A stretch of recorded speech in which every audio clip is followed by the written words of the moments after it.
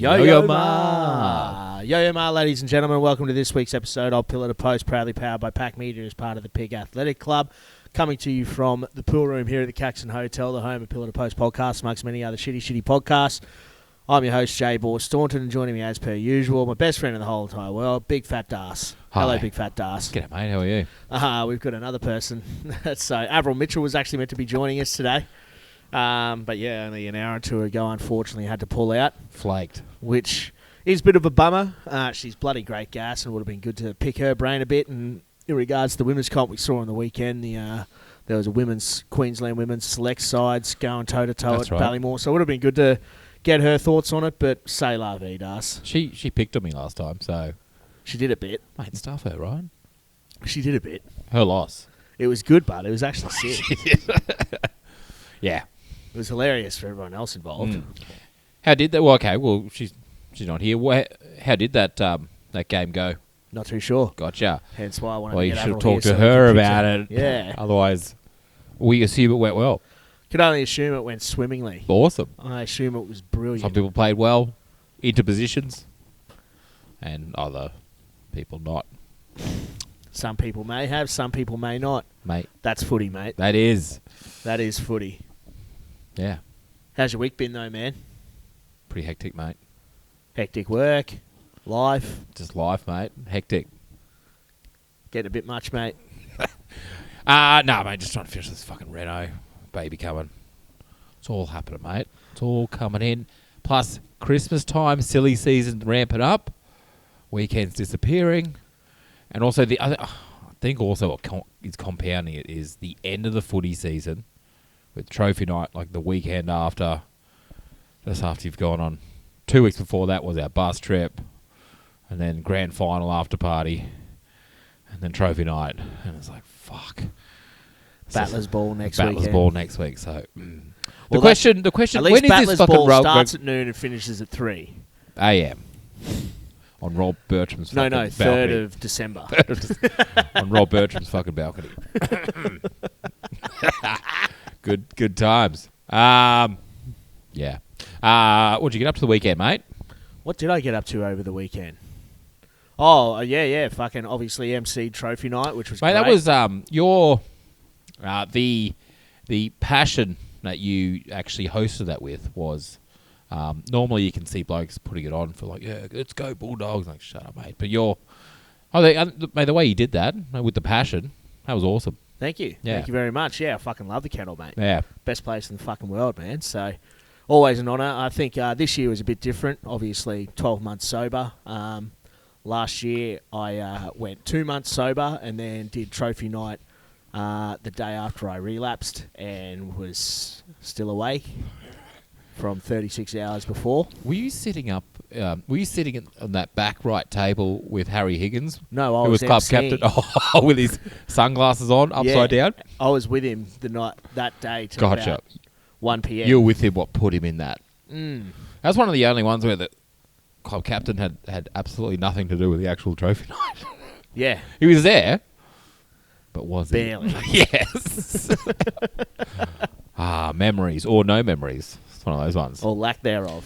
Yeah. No, it was a cracker of a night. It's one of those ones where you spend your $100 or whatever it is for all the booze you can drink for 4 hours, but yet you still want to meet at the regatta beforehand to pay for 2 hours worth of drinks. And then spend $100 there. Spend 100, $150, and then after you still want to spend another $150 at the regatta after, and you're like, what are we doing here? Right? Getting fucking pissed. Oh, yeah. Oh, Getting on yeah. the jars, boys and girls. Oh, yeah. But yeah, and then went to the footy on Saturday night as well. I was sitting a group of 6 of us, and there was 2 Kiwis, Kyle Henner, Jared Henner's brother, and Rowan Webb. I sat between them. Yep. Lucky for them, because I'm sober, because the other blokes were keezy and shit. Yep. So they were saved, but I still gave it to them, which was fantastic. But I can't go to footy matches, man, because I just sit there. You've seen me at footy match sometimes. I just sit there quietly watching the fucking game, real anxious and fucking angry and pissed off. And someone go, "Hey, mate, have you been to that new Guzman Gomez?" It's like, shut the fuck fuck up. mate. I don't And want- I'm also anxious and nervous, and I'm like, ugh. and some And you're bloke's surrounded behind by you, f- like spilling rum down your back. You're like, And there's like people, like, no offense to them, and I may sound Oh, like a fucking douchebag, but they like, We can edit they this. don't know fucking shit. Oi. And you're just like, Oh, so you sat next to my mum, have you? no, not like that. Blokes that clearly know footy, but they're like, why wouldn't they fucking go down the blind side? And Oh. I'm like, because they would get fucking smashed, and it's not the fucking option. Right. And you just would not, you just definitely would not go down the blind I've side. said there. it from the start. Corabidi should be playing fucking 12. Yeah, Get the ball in his shit fucking like hands, that. right? Yeah. People that are like, oh, Hunter Paisami sucks. I'm like, or they're like, oh, about time Pattaya did something. It's like, gotta They fucking should- kill this cunt. They shouldn't start him, right? Yeah. Because he keeps I was getting like, injured. Yeah. Yeah, well, that's mate. Yeah, it's tough sometimes. But I also just enjoy popping an edible and watching the fucking game at home by myself, Okay. which is fucking sick. Because I tend to cook my own food, and it's tasty, and I'm high, and I eat ice cream. Gotcha. You can't have a 32-year-old bald man growing a ponytail eating fucking ice cream at a fucking Bledisloe game. Maybe there should be more of that. There definitely should be. Yeah. There should be more ice cream sold at Bledisloe matches. There should be more blokes with ponytails. If you could only have one type of ice cream sold at Suncorp in the ice bar, what would it be? A 1 litre tub of connoisseur cookies and cream. At what? A 1 litre tub of connoisseur. Connoisseur. Connoisseur. Oh, the black one with Connoisseur. the. Gotcha. Cookies and cream, or the vanilla fudge brownie. Still of connoisseur. Of connoisseur. Gotcha. But yeah, they got to sell it by the litre tub load. They wouldn't need to sell spoons either because blokes would bring their own. Like Yeah. a big old like. Because I don't want them to get you. Yeah, you got to have a steel spoon. Yeah. You can't have a. I can't stand how they like you go to places and they give you a poke bowl or acai and shit or something, and they give you a wooden spoon. It feels fucking disgusting. It feels fucking disgusting. Feels like you're fucking a Norths player. What? Handed a wooden spoon, mate. I can catch up, mate. Poor Norths. Poor Norths, Yeah. right? Norths. Poor Oof. Norths. We need to add, so it needs to be Norths, and then there has to be in brackets, Psy. Poor Norths. Norths. Poor Norths. Yeah, right. Yeah. Connoisseur, you reckon? Yeah. Hell yeah. Gotcha. Should start a petition. More ice cream at rugby matches. More tubs of ice creams at rugby matches. Otherwise, we will walk slowly out To the 7-Eleven. and then lean on the. It's all the stairs. But yeah, other than that, that was pretty much my weekend. It was good gas. Beautiful. So before we get into anything, Big Fat Darc. Green Beacon. Here we go. P2P ad reads. That's what I was about to get up. Here we go. Green Beacon is a Brisbane born and bred brewery and a major supporter of grassroots rugby here in Queensland. They're actually supporting our Battlers Ball, aren't they? With a Green Beacon. Yeah. Yeah, with a few slabs and a party pack. wolf. But we're only going to be giving out like a 6-pack, right? If that. Yeah, as well. Oh, no, they're supporting it by feeding us piss. Feeding us, gotcha. Mate, Green Beacon believes that fresh is best. That's why they treat their beer like produce, not a product. Green Beacon doesn't pasteurize or add any nasty preservatives. Using the best local suppliers and choosing passionate people to work with them. That's how Green Beacon makes good beer great. Green Beacon, it's just beer as good as it can be. That's true. It is beer just as good as it can be. Beer. Now, there's not too much by way of footy to talk about. Yep. But there's still plenty to talk about. In particular, we saw... Oh, wait, no, before we do that. Battlers Ball. Oh, just, The Battlers Ball. There's plenty to talk about there. As it says there, join us in paying tribute to rugby battlers, both past and present, as well as help raising money for TIAC. So this is a conversation starter. Brilliant initiative by the guys from Trade Mutt. So we've been in Trade Mutt's putting in a $200 Trade Mutt voucher. We've got some artwork from Walsh Brothers Art. Yep.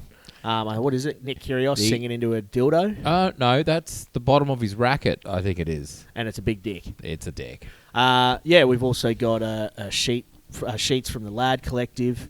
Part Party pack from Green Beacon, Bareback Biltong. We've got a $500 pack tours voucher.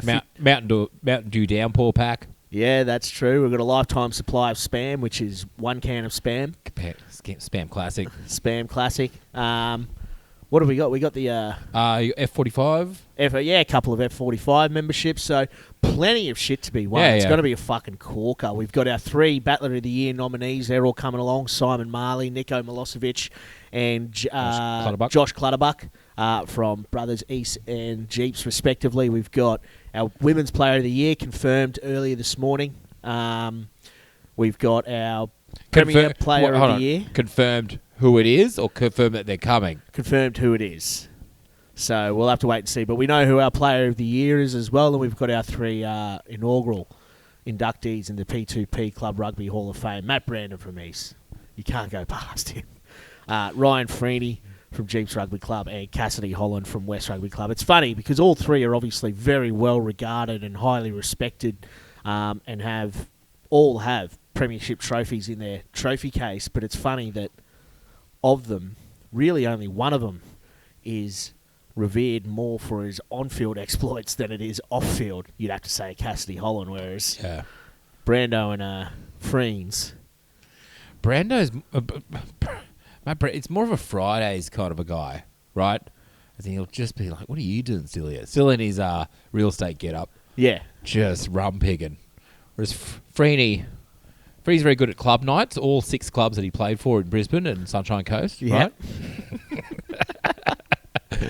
And, you're right, Cass is just more of exploits on the field. Yeah, consummate professional. We saw him get his head split open in 3 different places in that game against still the yelling Fire at Ants. everyone else to fucking... And then after the game, we interview him and he's still the consummate professional. You know, we weren't good enough. Credit to them, blah, blah, blah. And it's like, mate, go to the hospital. You got a little cut in your eyelid and you fucking cried all the way home. Yeah, because the glue was in my eye.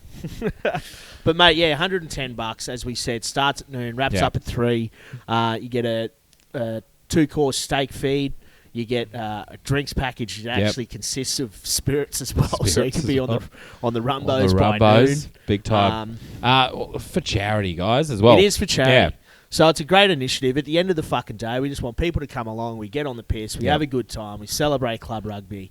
And it's just going to be a fucking great day out. And then, obviously, the Wallabies and the RGs play each other that night at 7 o'clock, so we'll have it on the big screen. We'll all be standing here in our tuxedo, our you pillar to post, you get a Pack Media Pig Athletic Club tuxedo shirt as well. So it's going to be a fucking corker. So, yeah, head to pigathleticClub.com, click on the Pillar to Post tab and go through to the Battlers Ball section there. You just book your tickets through there. As you said, it is for charity. It's going to be a great fucking day out, and you know, $110 for what's going to be a fucking corker of a feed and piss. It's going to be fucking red hot. Oh shit! Tit, yeah. Yeah, and we actually bumped into. Well, I did. Bobby Tuttle, best friend in the whole world. Do you guys end up buying that investment property together? Yeah, we did actually. And he had a few very choice ideas as to what we could do on the day. Essentially just said, should just turn it into a real-life court session. Right. And we were like, brilliant. So we'll open it up to the floor. We'll let people nominate. We'll let people have a few boat races, shit like that. It's just going to be a good fucking day out, man. So I'm fucking fizzing for it. I think it's going to be great. Big time. So see how we're holding up. I've got to go to Kira this weekend for the Kira 5, so that's going to be a weird one. Smoke bomb, 9 a.m. Sunday. Get out of there, mate. Yeah, well, I'll be sober, so I should be fucking sweet. Okay. We wanted to go on, Yacht Club. Is YOT Club with the weird-looking boat. A weird catamaran-looking thing that parks up. We've got matching shirt and shorts, and we hit them up saying, can we come on dressed like this? They're like, nah, it's got to be smart casual and shit. Oh, got to be like white linen? Wanky. Wait, yeah, it's douchey, mate. I love it. Wait, you know when you're like, you wear it as in being ironic or whatever, and they're like, perfect. You're like, oh. You're like, yuck. Now it looks like I'm actually trying to Yacht Club. Oh, mate. I love it. They can fucking kiss my grits, mate, that's for sure. G&T's up the good top thing deck. is, I think our first game's at 9 o'clock and our last game's at midday. I think they saw us come and were like, you fucking drongos, fuck off. Get you to the bar. Yeah. Right, start fucking cha-chinging at the bar. And we've got, so I think we get in at 2 o'clock tomorrow, then we hit the bricks about 3:30 just for a little initiation session for while we wait for a few people. The theme is sus and sexy. I made myself a little crop top out of an old shirt, but made it very short. I'll post photos, but it only just covers my titties. Yep. Oh. And I got my jelly sandals and shit, so it's going to be great. Then we got that on Saturday, and pub crawl Saturday night should be red hot. Beautiful. Yum yum. But yeah, Battlers Ball, as I said, pigathleticlub.com. Go to the Pillar Post tab, get your tickets. It's going to be red hot. It's going to be fucking awesome. But yeah, as I said, there wasn't too much by way of actual footy to talk about. We'll get to that very shortly, but there is a hell of a lot to talk about, and that is in regards to Channel 9 and Stan picking up the TV rights. You like that? Sincerely yours. This is Stan. Call me back. Sincerely yours. This is Stan. Brought me back. Yeah. She's locked in my trunk, you idiot. Oh, damn. That was you. Oh, damn. And then the needle on the record. Like, my teeth can go. Shut up. That's the one with dildo. Dido. But yeah, so... Okay, can you... From what I heard is Channel 9 and Stan Stan is the...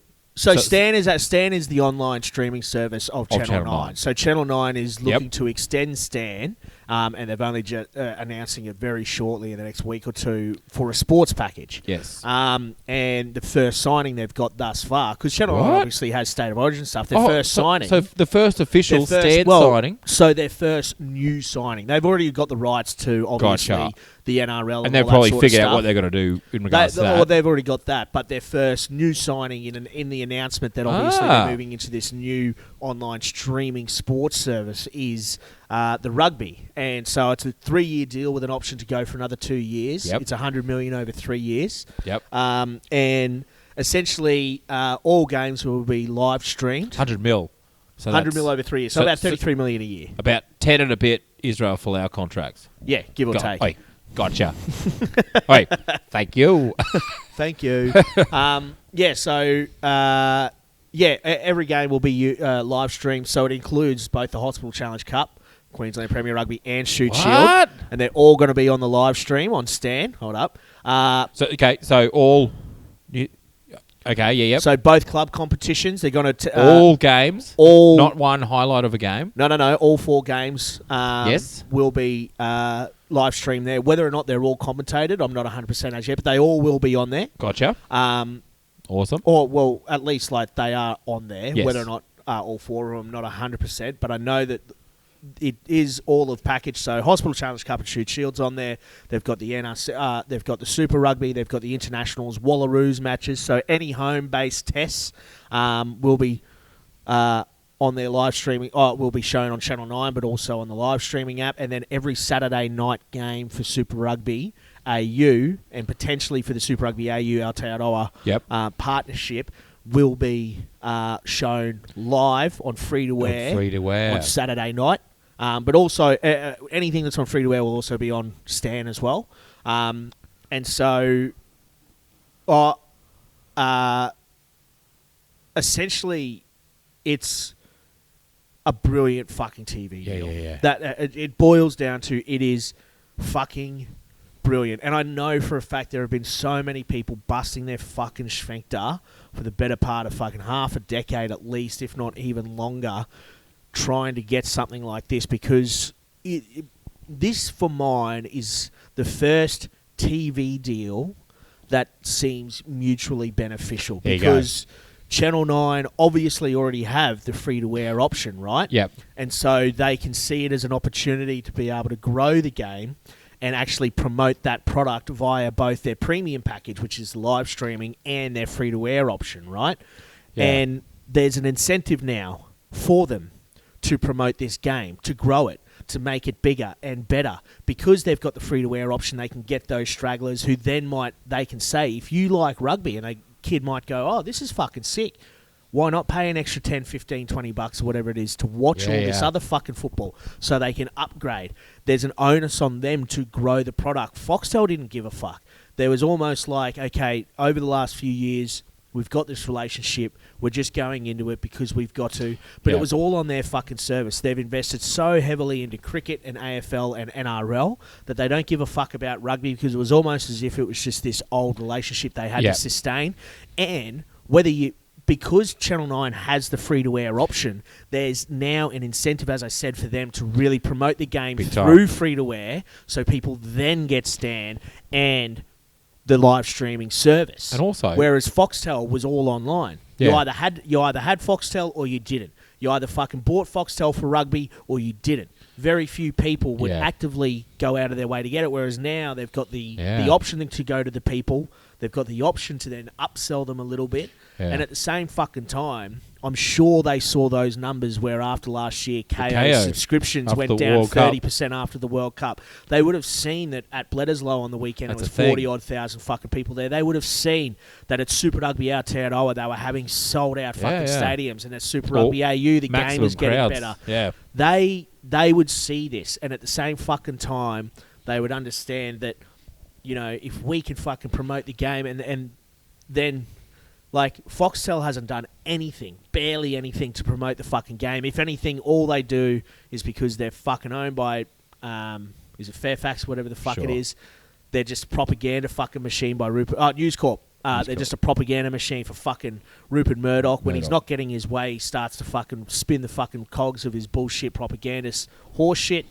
Whereas these cunts are out here actively now looking at an opportunity to invest in this game. And the good thing about Rob Clark, the interim CEO, is he said, we're going to use this money to help grow the game, because they're now investing in the Shoot Shield and the Premier Rugby competition. Because they're investing in that, they're going to probably say, send that fucking money to those clubs there, because we're promoting this. Yeah. Like, yes, the Wallabies, yes, this shit, but we've got this premium service where we've got these tribal club cunts who fucking shit their mud over this stuff. Send the money to those motherfuckers. Yeah. Send the money to those It'll be cunts. Visible as well. Don't give it to that fuckhead over there. Give it to Wendell. Yeah. Give it back to Wendell. This is the first, in my opinion, TV rights deal that I've ever fucking seen, because it's all been through, that is genuinely beneficial for both parties and very, very, very good for the fucking game. Yep. So credit to everyone involved. Hamish McLennan, Rob Clark, fucking all the cunts at Channel 9 and Stan and stuff like that. Even the people like fucking Sauce, you know, fucking as in Sauce, fucking Brendan Sauce Hertel from the QRU, who's built this fucking Premier Rugby product fucking almost single-handedly, you know, to get it to where it is now. He busts his sphincter. The guys at Double Take Sports who promote the GPS and the fucking Premier Rugby game better than anyone, and they televise it brilliantly. Like, all these fucking people. It's all finally starting to fucking pay off. And I know it's been fucking hard. I know for a fact because I've been there for a lot of it. Yeah. But it's fucking brilliant, right? Like, it is fucking brilliant. And the fact that Channel 9 have committed to 7:30 on a Saturday night. As opposed to going, we'll give you a Wednesday night, 6:15, just after Judge Judy. Replay, you know what I mean? Or some right? shit. That's not what they're doing. They're guaranteeing... And obviously... I didn't even think about that. That's very true. And so normally they go... That's usually when they play Demolition Man or something. Right. No, normally they go 2 on a Friday, 2 on a Saturday, 1 or 2 on a Sunday. Like, there's some back-to-back. And for them to do that, and obviously there's some... You put out the drawer and like, the Waratahs got... Let's talk about that later. You know what I mean? As in... But they would have seen the fucking matches that were played in Super Rugby AU this year, and the fact that...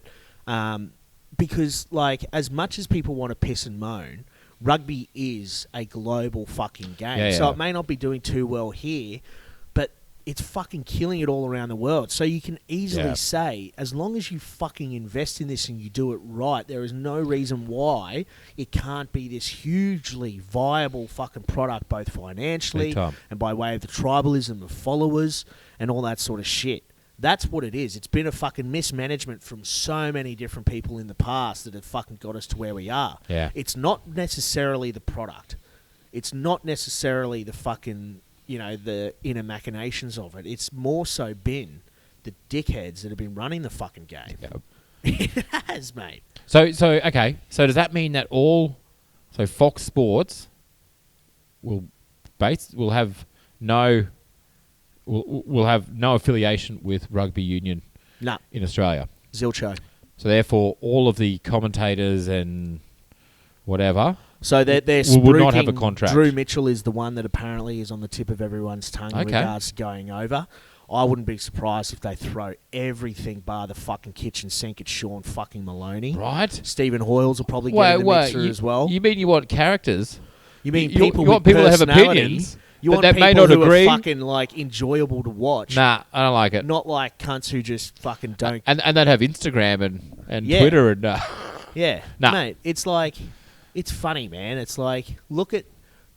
I don't know if They're- you watch it like Clutch TV where they've got like the Aussie Rugby Show on Rugby Yeah, actually, Pass with yeah, like yeah. Hoylesy, Sean Malo- Maloney, yeah. Lou Ransom, and why not get Nick McArdle? Imagine McArdle, Nick McArdle mate. as your fucking premier guy. You've got Shawnee Maloney as your Right. fucking lead commentator. You got Hoylesy and fucking Drew Mitchell, guys who fucking have personality. Lou Ransom as your fucking reporter, Yeah. who brings the professional edge, who partners with Nick McArdle. their Like, podcast Fuck. during the World Cup and around Nick McArdle, Drew Mitchell, and I think Maloney used to come on a couple. Right, just chatting about. Just, But they've got just talking shit, personality. right, talking about tours. But and they're also not fucking 55 years, No. 60 years old. Yeah, yeah. And I understand that you can be that age doing it, but in a game that is evolving so quick, you need to evolve Yeah. with it. And it's it's okay that you might be an old school cunt, but you don't watch the fucking like State of Origin last night. They might have 50-year-old blokes to the tune of say fucking Freddie Fittler and Andrew Johns, but they stay abreast with the game. they're They still stay like updated. Gus Gould, as much as he's a fucking dickhead, Yeah.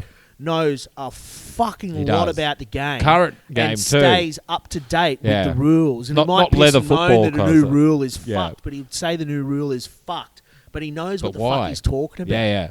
And like, you know, and I've said this for fucking so long, is that, you know, like Phil Kearns played in an age where a knock-on would happen, and within fucking 2.5 seconds, they would be bound up and belting the living piss out of each other. 'Cause Yep. they go, "Rah, rah, rah, rah," right? Yeah, yeah.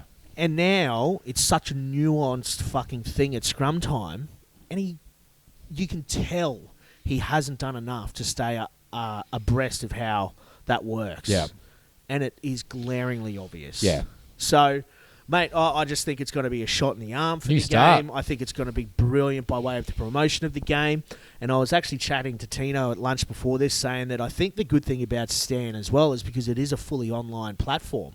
They won't actually have to adhere, from my understanding, too much in regards to, if it's only on that platform, sort of the television standards and stuff like that. So they could probably do a bit more content that's a bit, not so much risque, but a bit more fun and free flowing, Gotcha. and you know, Yeah, like yeah. more like the shit we've done when Not we go like- out to Gundy and we Not have like, oh, fucking this fun isn't and a Fox Sports thing. We they're can't, like... don't yeah. show the Gundy emus chopping piss. Yeah, It's like, yeah. it's funny as fuck. Get out there and Yeah, chop yeah. piss with the fucking emus. Like, that Yeah. sort of stuff, you know? The stuff that we've shown, that we have proof Yeah. by way of us doing it, that people fucking love, mate. Yeah. So I am genuinely fucking excited, mate. And like, you know, I've been fucking commentating Premier Rugby for 4 or 5 years now, and this is exactly what the game has needed, and it validates all the fucking effort we put into it. So Because Super Rugby came in or Super 10s, 95 or 95, something? 96, and was that put straight on the Foxtel? Mm. Right, so... it's automatically been behind a paywall. As I said last week, the professional game has been one of the worst things to happen to the game. Professionalism, has been Yeah. one of the worst things to happen to the game here in Australia, because they didn't have forethought. It was, we're professional. Okay, we're getting money in the game now. Fuck it, put it behind a paywall. We're the white collar thing. We've already got the money in the game because we're all doctors and lawyers and shit. Yeah, yeah. And then NRL clubs go, pokies, millions of dollars. This is how you do it. We have cash. And you go, oh, well, I'm a sick rugby player, but I can make $1 million playing rugby or league. Oh, I'll go to fucking league. Yeah. You know? So, I just think it's a step in the right direction. Oh. Obviously, one game on fucking free-to-air, all the games on free-to-air that are Wallaby matches, a chance to reinvigorate the commentators, I think, is and the content itself Yeah. is massive. Also, how they do it. Yeah, correct. Because it's, and And as I said, there is so much value because there's that option for the upsell to go through to Stan. Because Stan already has 2.2 million fucking subscribers. Yep. In a country of 26 odd million. That's a fucking huge amount. You get a fraction of them. You get everybody else coming over. They can pump up Stan. So Stan at the moment, I think you can get it basic for $11. I pay $14 or whatever. And I think something like $8 to $12 more they're looking at for this. So for the cost of what KO is now, I can get Stan plus Sport. Gotcha. And they're hunting down, trying to get new. I know for a fact that they're just about to announce. They're looking at. They've been going hard. I think Georgina Robinson said yesterday that they're going really hard at the tennis. So they're really trying to build this out. So this isn't just them fucking doing nothing. Like I've said for a fucking long time. That get-go kind of stuff? I've said it from the get-go that once, like, cable TV, Foxtel and Co., once sport is live streamed, they are done. They are fucking done. Because it's just the way the fucking world is going. Got to keep moving. Yeah, that's it. And, you know, like, that's the fucking thing. Once, you know, ESPN goes online, Channel 9 puts all their sports on there. What's the reason of fucking holding it?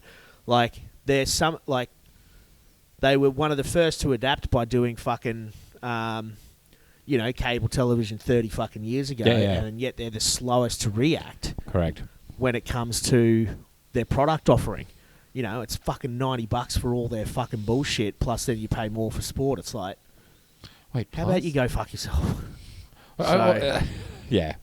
No, I think this is probably the maybe third step in a row in the right direction for rugby in Australia. Yeah, in the last year. And I think Hamish McLennan and shit came out and said, you know, Rob Clark is meant to be an interim CEO, but they're all saying, can you stick around a bit? Stick around, mate. Yeah. 2.6, whatever it is. Yeah, so, mate, I'm very fucking excited for it, if I'm totally honest. Mate, big time. It's going to be fucking fantastic. So, on top of that, boom, Saturday night, Wallabies 24, All Blacks 22. Look, there were some talking points that are relevant to what we spoke about last week. We'll get to that. Yep. But more than anything, Wallabies getting the dub at Suncorp. I think 7th or 8th game in a row they've won at Suncorp now. Yep. Despite those controversies we were talking about before, this was still a hell of a game of footy. Oh, big time. It was still a brutal game of footy. Eli actually messaged and said, fuck, and he's a Kiwi, you know, what a hell of a game. I'm not even angry. Because, I mean, despite all that other shit, both sides went hammer and tong, and it was a brutal game of footy. It's not as if the All Blacks were hungover in Hong Kong or... Was that Tokyo? Remember? Hong Kong, where James O'Connor. The dead rubber kind of thing. Yeah. This... Right, it had 3 bloody Barretts in it, that team. Yeah. Mate, Scott Barrett. Mate. He's so good, bro. He reminds me of Mark Dravitsky so much. Just an angry Taranaki quiet boy. Fucking dude. What do they call him? Dog roll, because he's got a huge wiener. Wiener? His little wieners. Some of the selection things that you're like, I don't think that'll... Right? Yeah. It came together? I think, like, there was a couple handling errors and stuff from Hunter and stuff at inside centre. Still trying stuff, but... They were trying shit. Marika Korobetti was fucking unbelievable as per. Tom Wright picking up a meat pie with his first fucking touch. Right. Absolutely massive. Reece Hodge was good at 10. Right. So that was the main one that I was like, oh, yeah. Jordan Batai, I thought he'd be injured and get it. No, didn't happen. But how about the impact of Nella off the bench, mate? So, moving forward for the Wallabies, do you bring him on off the bench always? Dude, that's what I'm saying. Or do you start him and play him 80? Artie Sarvea. Artie Sarvea used to do that for 2 seasons. Was coming off the bench until he made himself undeniable. Yeah. You can start Nella, you can, but I think Alan Alatoa has been really good, and probably it works out better as him as an impact. Yeah, and that's what I mean. You get more out of Nella coming in the 50th odd minute than you do out of Alan Alatoa doing so. Yes, and he's Alan Alatoa. Fuck, mate. Alan. Yeah. has been really fucking good. Big time. I thought. And Slipper, but he's with his done elbow, yeah. That looked bad. But, mate, The way he Angus was Bell came on. Right? And I was I'm like, automatically like, fuck. He ran on, I'm like... 19-year-old pop. Mate. I was like, who the fuck's this guy? Did really well. Didn't actually really recognise him. fucking well. Didn't he? So, mate, I was just massively impressed with... Even Rob Simmons was Brandon useless, not going to lie. paying mimosas. Mate, he played really well. And he was... And it's like they didn't panic from what happened in the game before. Yeah. Where he was still hanging out in the wing, right? He was still doing that stuff where last game he got burned and he fucking fucked up and everyone's like, what's he fucking doing? He stayed out in the wing again and he like gets through. And so I think that's part of, like, Checker would have panicked and gone, right, game plan, out the window, 100% didn't work. Let's change everything. Didn't panic. Like, this does work. So, like, I don't know. And it just, and even big Harry, like, his carries. He's starting to get back to that strong carry. Yep. But, mate, for mine, like, Lockie Swinton, despite copping that red card, unlucky, was fucking brilliant. The All Blacks were, were having a little look up going, where the fuck is that guy? Because he's just got to jam me. We spoke about. And we literally said that last week. We're like, the fact that, like, they'd pass the ball. That half look. They're like, yeah, mate, this guy's got a cup at 45 degrees, just jamming. They're looking at this guy. They go, whoa. Apparently, he made 7 from 9 tackles. Nearly 50% of them dominant. Yeah, and like they were. Jam. And like, well, so in regards to that, so he's been suspended for 4 weeks for his shot on Sam Whitelock. Offa Tu'unafasi copped 3 weeks for his shot on Tom Wright. Carryover points? Not at all. Due to Super Rugby. I don't know. I think that's why he got a little bit the full 4. That said, mate, should that be? I went on that fucking rant last week. Shouldn't the red card being off for like, what, 50 minutes? How long were they red carded for? He was off for 20 minutes. He was off at 30. Yeah. Off at 20. Mate, it was pretty pertinent that I had that rant about the TMO on fucking Thursday last week. And then I don't recall 2 days later, the TMO comes in and does this shit again. Does it? What? Does this shit. It's just a fucking joke. You watch that game, and the thing is as well, the bar was set for Lockie Swinton to get red carded because Offa Tu'unafasi, who's massive cunt, and they said Tom Wright didn't dip himself to a degree. You see when he's getting shot, his knee's nearly at a fucking 45-degree angle. Yep. And because that was a red card, Swinton's was even more of a red card, and both of them should have just been play on. I want to ask this, though. Yeah. I want to ask this.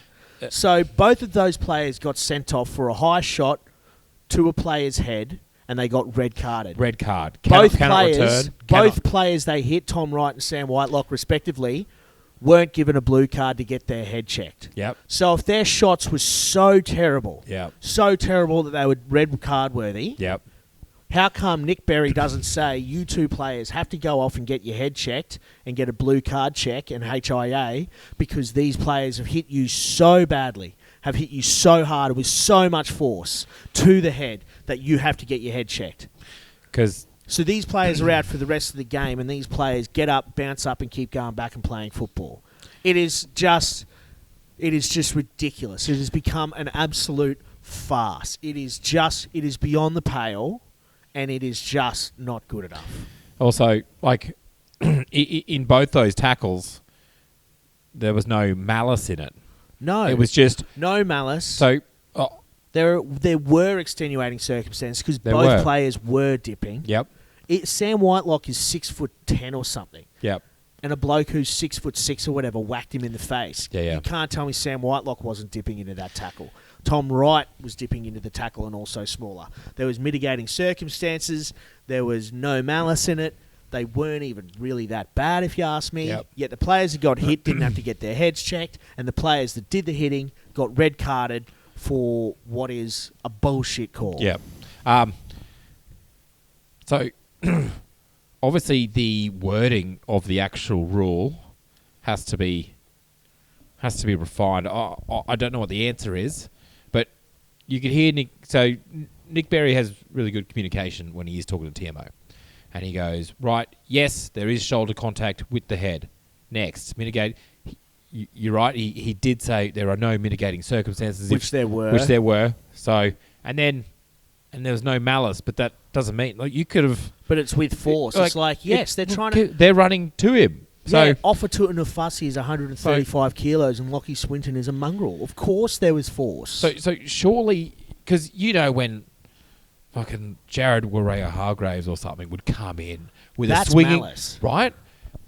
You standing there trying to hit a bloke and he's kind of coming down. You're not even looking, and sure, clumsy. Sure, should have got a touch lower, but not actively trying. There's no. Well, okay, if he had done that, he still got a red card. It's black and white. There's no grey area. Yeah. For a game, there's no interpretation. For a game where the referee has we used to. I think World Rugby is trying to stamp out, or at least trying to diminish the level of a referee's interpretations or enforcement of the law, which is understandable. But they've done it so far to the extent where the game is being ruined, because it is a game where if you slow down every ruck, every maul, you will see people off their feet, elbow to the head, shoulder to the face, not using their arms, belting that guy, ripping his fucking cheek off.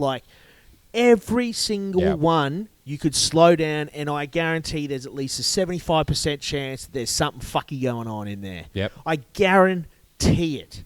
And if you do that in the game, if it's so black, the game used to be so reliant on, here comes Craig Joubert, this cunt is a nitpicky son of a bitch. Here comes Paddy fucking O'Brien.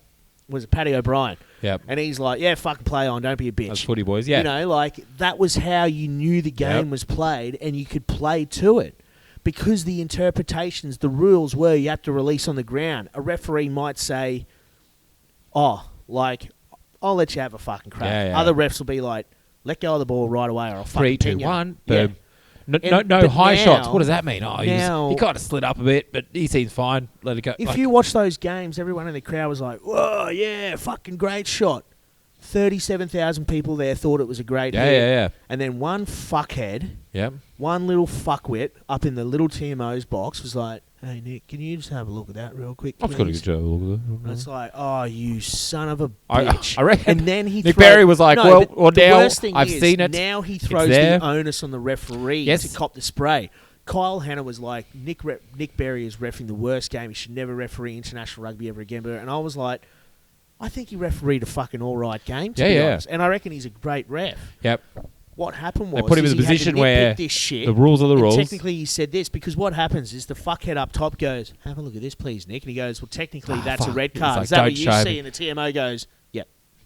Okay. So Nick Berry's on the big screen, copping all the shit, looking at it, all the decisions, getting shown it rolled. At the time, he went, "Play on, let's play some footy." And you went, "Hey man, can you have a look, please?" And he goes, and then he goes, "Oh, I guess that's actually a red card. What do you reckon?" He's like, "Yeah, that's why I showed it to you, bro." Like, yes, please, Nicky. Thank you. That's 2. Thank you, Bez. Thank you, Bez. Yeah, you actually called him Bez, didn't he? Oh, Bez. mate. It's like, oh god. I am just so sick of it. I am just so fucking sick of it. I'm sick of having these conversations. I'm sick of us having to fucking continually address this issue. I'm sick of World Rugby not addressing this issue, not actively trying to promote the game in a better sense, not actively trying to make the product as good as it can be. Because right now, they are the ones that are fucking putting the referees on the spot. They're the ones that are making the game look like shit. Dude, Denning Kemp on Bloke in a Bar, did you see that video? I think I might have shared it on our Instagram or something. He's like, fucking come on, mate. You fucking dog cunt. Come on, mate. He's like, that's not a fucking red, mate. And he's saying, I don't watch much fucking rugby, but I'm like, this is bullshit. And I'm like, mate, it's this cunt. This cunt, a former professional footy player who does nothing but watch fucking rugby league, and is just a fucking, literally a bloke in a bar, is watching the game and going, winger. What is this shit? What is this How shit? is that red card? Yep. That right there, isn't that like, that's the thing, the pub test, right? Yeah. Is that if it doesn't fucking fly down at the pub, then it's fucking bullshit. They are just, they are ruining the game. They are ruining the game. Because even the guys that got hit high, got up and like, oh, what's wrong? They kept playing like, fucking yeah. footy. I was like, oh, because they what's got that for? fucking lit up and they kept fucking playing footy. Yeah. That's what I'm saying. That'll happen if I run high. So yeah, this cunt gets sent off. Offa gets sent off for 60 minutes. Swinton gets sent off for 50 because they hit someone so badly in the fucking head that they deserve to get red carded. Yet that cunt doesn't get a blue card. That cunt doesn't get a blue card. They kept playing the whole fucking game. Yep. Yeah. Go and fuck yourself. Yeah. They need to address the TMO issue because, as I said last week, there are so few fucking games that you can think about where the refereeing was all they fucking talk about. Yeah. And in the last 12 months alone, Spud out. and then fucking less than, 48 or so hours later, a fucking Bledisloe is... If Wallabies don't win that, all everyone is fucking talking about are those fucking red cards. Yep. The only reason that it's not as big a fucking issue is because the Wallabies won. Yeah. I can fucking Big time. guarantee it. I can 100%. fucking guarantee it. Yeah. Mate, they need to fucking pull their finger out and sort some shit out. Because, like, the NRL, mate, they are brilliant at fucking changing the... They go, bring in the new fucking obstruction rule. It's turning to shit. Well, it doesn't work. 9 rounds in, they scrap it. It's They nearly ruined their fucking their fucking showpiece event, the World Cup. They nearly ruined it. If it wasn't for fucking South Africa having the most brilliant, emotional, that's true, triumphant fucking victory, would have been clouded. People would have said, "Suck my fucking hairy beanbag, you World Rugby cunts!" Because you just shit the bed with the fucking Rugby World Cup. Yeah. And all they talk about, and it's just like this one, with a lucky South Africa won because people would just be hosing how fucked the TMO is. Same with this. Yeah. Next subject is TMO. It's actually in the mailbag somewhere, I think. Is it really? Yeah. Oh, for fuck's Kangaroo sake. Court. Actually, Kangaroo Court. But Wallabies won again, dead rubber. But for the Rugby Championship, that's actually... It means something, yeah. One game apiece. 1-1. Yeah. Oi, yeah. Hey. Aussie, Aussie. Yeah, mama. Yo, mama. Okay, so then moving to this weekend. We've got the RGs versus the All Blacks. So 4:10 p.m. at Bankwest Stadium in Sydney. Yep. That's right. Bankwest is getting quite a few. Yeah, they've Quite got a a few couple of them. games, I think yep. they've got the final game as well. They're meant to be going out to the Hunter and stuff like that. I think they still are next weekend, maybe. Yep. But yeah, mate, I reckon it's going to be a corker. The All Blacks have picked pretty much a full-strength fucking side, which is a good sign of respect. The RGs, I think, they've picked a good side, but... For what was available, kind of thing? Yeah. Yep. Oh, they've still got, Juan Imhoff and a Pablo Matera. Oh, but Julio as you were saying, Montoya, but what rugby have they played together? fucking Yep. none. And the All Blacks are on a tear. Any- Copping the All Blacks the week after a fucking loss. anything to read into the Australia A games? They've been pretty close, like 19-15. And yeah, and like that was 2 weeks ago, but last week did you... I didn't get a chance to catch it, Oh, unfortunately. it was on Rugby Explorer, that app that we pay our fees on. And then I try to fucking I said to Source, I'm like, mate, the only way that people knew about that Australia A thing was the W2TF page. Correct. And then someone else had to message You've got to reply. Rugby Australia saying, hey, can you let them pigeon know that we're keen to watch this fucking game? It's just a trial game. And that's But what they replied. But apparently... Rugby Australia replied, And then they go, it's just go a trial through game. Rugby Explorer. It's like, it's fucking... I tried to, and it didn't work. Neither. Right? It didn't work. Didn't work. Either. And everyone was whinging. Apparently there was chat about, like, because the RGs haven't played much footy, they wanted to restrict how much people could watch and shit. And I'm like, No. fuck off. See, Fuck off. they are missing the biggest trick with Australia A. Like, I remember in the cricket, when they used to have, like, Australia A versus Australia, Michael DiVenuto, right? Yeah, up Playing against cricket. Michael Bevan and Right, shit. and that's the time... Mark Crosgrove. Right. What was the Berry? Who's that? The wicketkeeper? Don't worry. And that's the time Chris to Harley. go... Chris Harley. Mate, to give them, like, a bottle green jersey with, like, a yellow... Do weird shit. Right? And then go, I fucking Do you love that remember jersey. Last year, I think it was, they had the Possibles Probables out at Leichhardt Oval. Yeah. Green versus yellow. Right. And it was fucking packed. Let's give it a fucking go. Everyone was out there having a fucking... And then at one stage, like, I think Jake Gordon was starting for the Possibles and then ended the game on the wing for the Probables. Yeah, right. Like, and it's like, who gives a fuck? It's fun. And go, oh, yeah, Thingo didn't make the squad. Oh, Like George Francis got called up into the fucking Right, squad I last saw that. week. How It's good- like, why can't we get around Gojira? Phil Right. Potgieter was playing for the fucking Australia A. That would have formerly been- from UQ. Put Bo Like- Robinson on, right? Yeah. They're just missing. There's just something that they're missing there. Like they're missing a trick just to, and all the all the guys that you're like, oh, what about that guy? Shouldn't he? And just like Will Harrison, I think he's been playing 10 there, and just seeing what they're up to and They how they're tend to going. try and, cool shit as well. and you're like, oh, Like yeah. they tend to play a little bit more free. a little bit more free-flowing and- barbars kind of rugby. Yeah. Just, but we'll never know because. Say la vie. Say Well, what la are you vie. picking for this weekend's match, mate?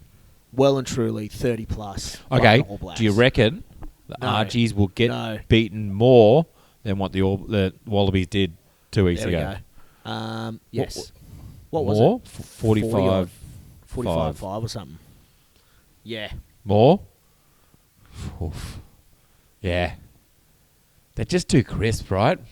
And they're in Australia. They're not in the Argies aren't playing New Zealand or in Argentina. They're just playing in Australia, so they might be like, They're on this shitty tour, right? yeah, They're at Bankwest Stadium, which is where? Parramatta, I think. Oh. Something like that. Oh. Western Sydney. Yeah. Oh, right? Yuck. Yuck. Ugh. So you reckon the All Blacks will pop 50? Yep. Oh. Oh, God. Because even their reserves, they'll put reserves on. Oh, God, they're even better. Oh, my God. Mate, unfortunately, I think you're right. Yeah. Yep. Say la vie. But, good on them. Footy. I mean, Footy. yeah. Yep. Bareback Biltong. Oh, shit. Bareback Biltong is also putting... Yeah, Butler's ball. $150 party pack. Party pack. A couple of different little... Bits of meat. Nice. It's a love they've got child their fucking merch now. Corduroy hat. Big fan. with just that logo or a Yeah, B. I think the Bareback Biltong. Dude, look do you know where I got this hat from? A B. Kmart for fucking $7, and it's the comfiest, coolest, raddest hat I've ever bought in my Wait, life. comfiest? I'll give it to you. Raddest? Bareback Biltong is the love child of Dallin Murphy, one of Queensland Premier Rugby's favourite sons. Bareback Biltong is made from grass-fed, MSA-grade Aussie beef. The original and smoked chili flavours are sure to get your taste buds firing. Bareback Biltong is delivered across Australia, and you can purchase yours at www.barebackbiltong.com.au. Good stuff. You know what time it is? It's time for Kangaroo Court. Kangaroo Court. Yep. Hop, skip, jump into... The Supreme Court. Good one, Das. Nah, it's time for Kangaroo Court. You all over this, Big Fat Darc? There's a lot to get through, isn't There there? is. So let's, mate. Look, what we'll do? Yeah? Let's Judge Judy this, right? Okay. You know, like if someone starts coming on and it's like, sir, and if they're just not playing ball, she just goes, fuck it.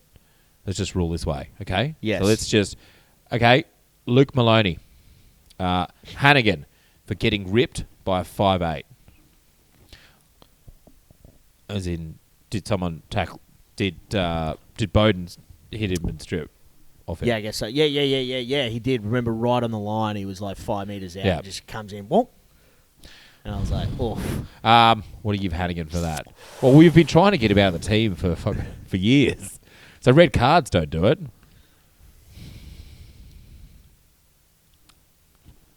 Oh.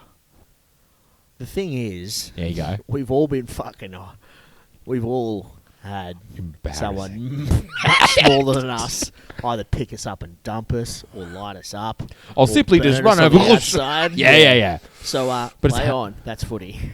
That's footy? Because if we do that, there's a good chance that people might go through the archives and Oh, yeah. What harpoon us. and then because- your mum will be defending you on fucking Facebook. Yeah. That's my Jossie. My little blossy. So play on. That's Play footy. on, that's footy. Ben Tobin. Not good footy, but it's footy. Ben Tobin writes, Rugby Australia for failing to follow tradition and actually getting a business deal right. Keys to the city. They finally fucking did it. which they've been doing for the last year or two. Last year. Yeah. Keys to the city. You got to give him keys to the city. Keys to Channel 9 up on Mount Cootha. Yeah. Right? Keys to the satellite. Keys HR. Silica Fit. Actually, Oh, no. Keys to the city. So Keys to the HR? Keys to Keys HR. No, keys to Keysy's pool house. looks good, though. Yeah, I was Seen there some on of the those LED. weekend. Oh, oi. It's such a man cave, eh? It's like not much in there. Then he's got a Murphy bed that you can pull down, and it's sick. It's fucking cool, bro. Oh, yeah. Yeah. And at one stage, I think we were eating some meat and shit, and I dropped some on the floor, and I went to throw it over the railing, over the pool, and over the other edge, and just went, and just slipped out, and just went, punk, right in the middle of the pool, and just slowly sunk. He's like, fucking sweet, thanks, mate.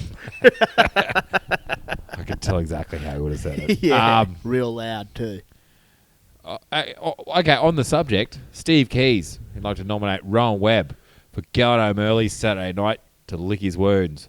Plus, as a North Queenslander wearing an All Blacks top, he looked like a dick for jumping on the bandwagon. Webby was one of the blokes I was sitting in between. Yeah. So, I still owe him a couple $100 for that ticket. So maybe his punishment is I don't pay him that $200. I think so, right? I think that look, I get it. I think his parents are Kiwis or mum is or some shit. I don't know. He used to live with him. I did, actually. I do remember... Lived for him too much longer he came home. I do remember he went over to New Zealand to play a bit of footy. Yeah. And then he came back with a quarter... Blind in one eye. One of his retinas got detached from Head a clash. flying knee or something. So does that respect for... So, head check? Eye check, because his retina's been detached. And also, I don't pay him. And the bill is $189.95. $199.95, I think. Full freight, $199.95. Yeah. Well, should I just give him $10? Because he rang me and was like, mate, do you want to come to the Wallabies? I'm like, oh, yeah, it sounds... Whoa. Just thought I already said a very long time ago I would go, thinking like, fuck yeah, bro, because I saw the tickets were $90. Yeah. And he's like, these tickets are sick. They're row 14. But they were in the corner. Like they were good tickets, but like... Yeah, because I bought 6 tickets, to buy a block of 6... bought them early. To buy a block of 6, you couldn't buy the cheap one. And I'm like, so you must have laid down $1,200. God. And then last week I was like, oh, are we still going to... He's like, yeah. And I was like, oh, should I just swing you cash? He's like, look, tickets are XE. I'm like, yeah. And he's like, $200. I'm like, yeah, look, I've already committed to going. Sorry, just frog caught in my throat there. Yeah, I did say that, didn't I? Oh, God. So, yeah. Punishment is head check. I don't pay him. And I don't pay him and back. whilst there, you'll forget that Jay owes him money. Frontal lobotomy. Boom. There it is. Let's just give him a frontal lobotomy. Yeah. And maybe then reattach his retina while they're in there. Yeah. Yeah. Right. Or replace his eye with like a bionic eye. Gotcha. So if anything, he wins. So you're welcome, Webby. But he's still lobotomised, right? Yeah. Oh, yeah. Wait, he'll never know. Mate, Nicole E. Ireland, Shreko's wife. The rumour, one West Bulldog, and then in brackets Centurion maybe. I think she meant to say Quadturian. Was spotted at or 350 odd-ish Turian. At 2 and a bitsies. Spotted at the Tigers after party and branded Tiger for life by a Tigers stalwart. I know exactly what happened. So apparently he was like allegedly leaving Ballymore or whatever it is. Oh no, I'm going to go home. And they said, you got to come back. And he was like, all right, if I come back, give me some bloody Tigers gear. Give me all this bloody Tigers gear and stuff. And then they didn't do so, but he had a shirt on and he just went, all right, fuck it. And they wrote Tiger for life on his shirt. I know for a fact he was still there at about 10:30, 11 o'clock on Sunday night, ripping in, going hard. Hanging out with Hamish. Baton, probably. Probably. Yeah. So what are we thinking then?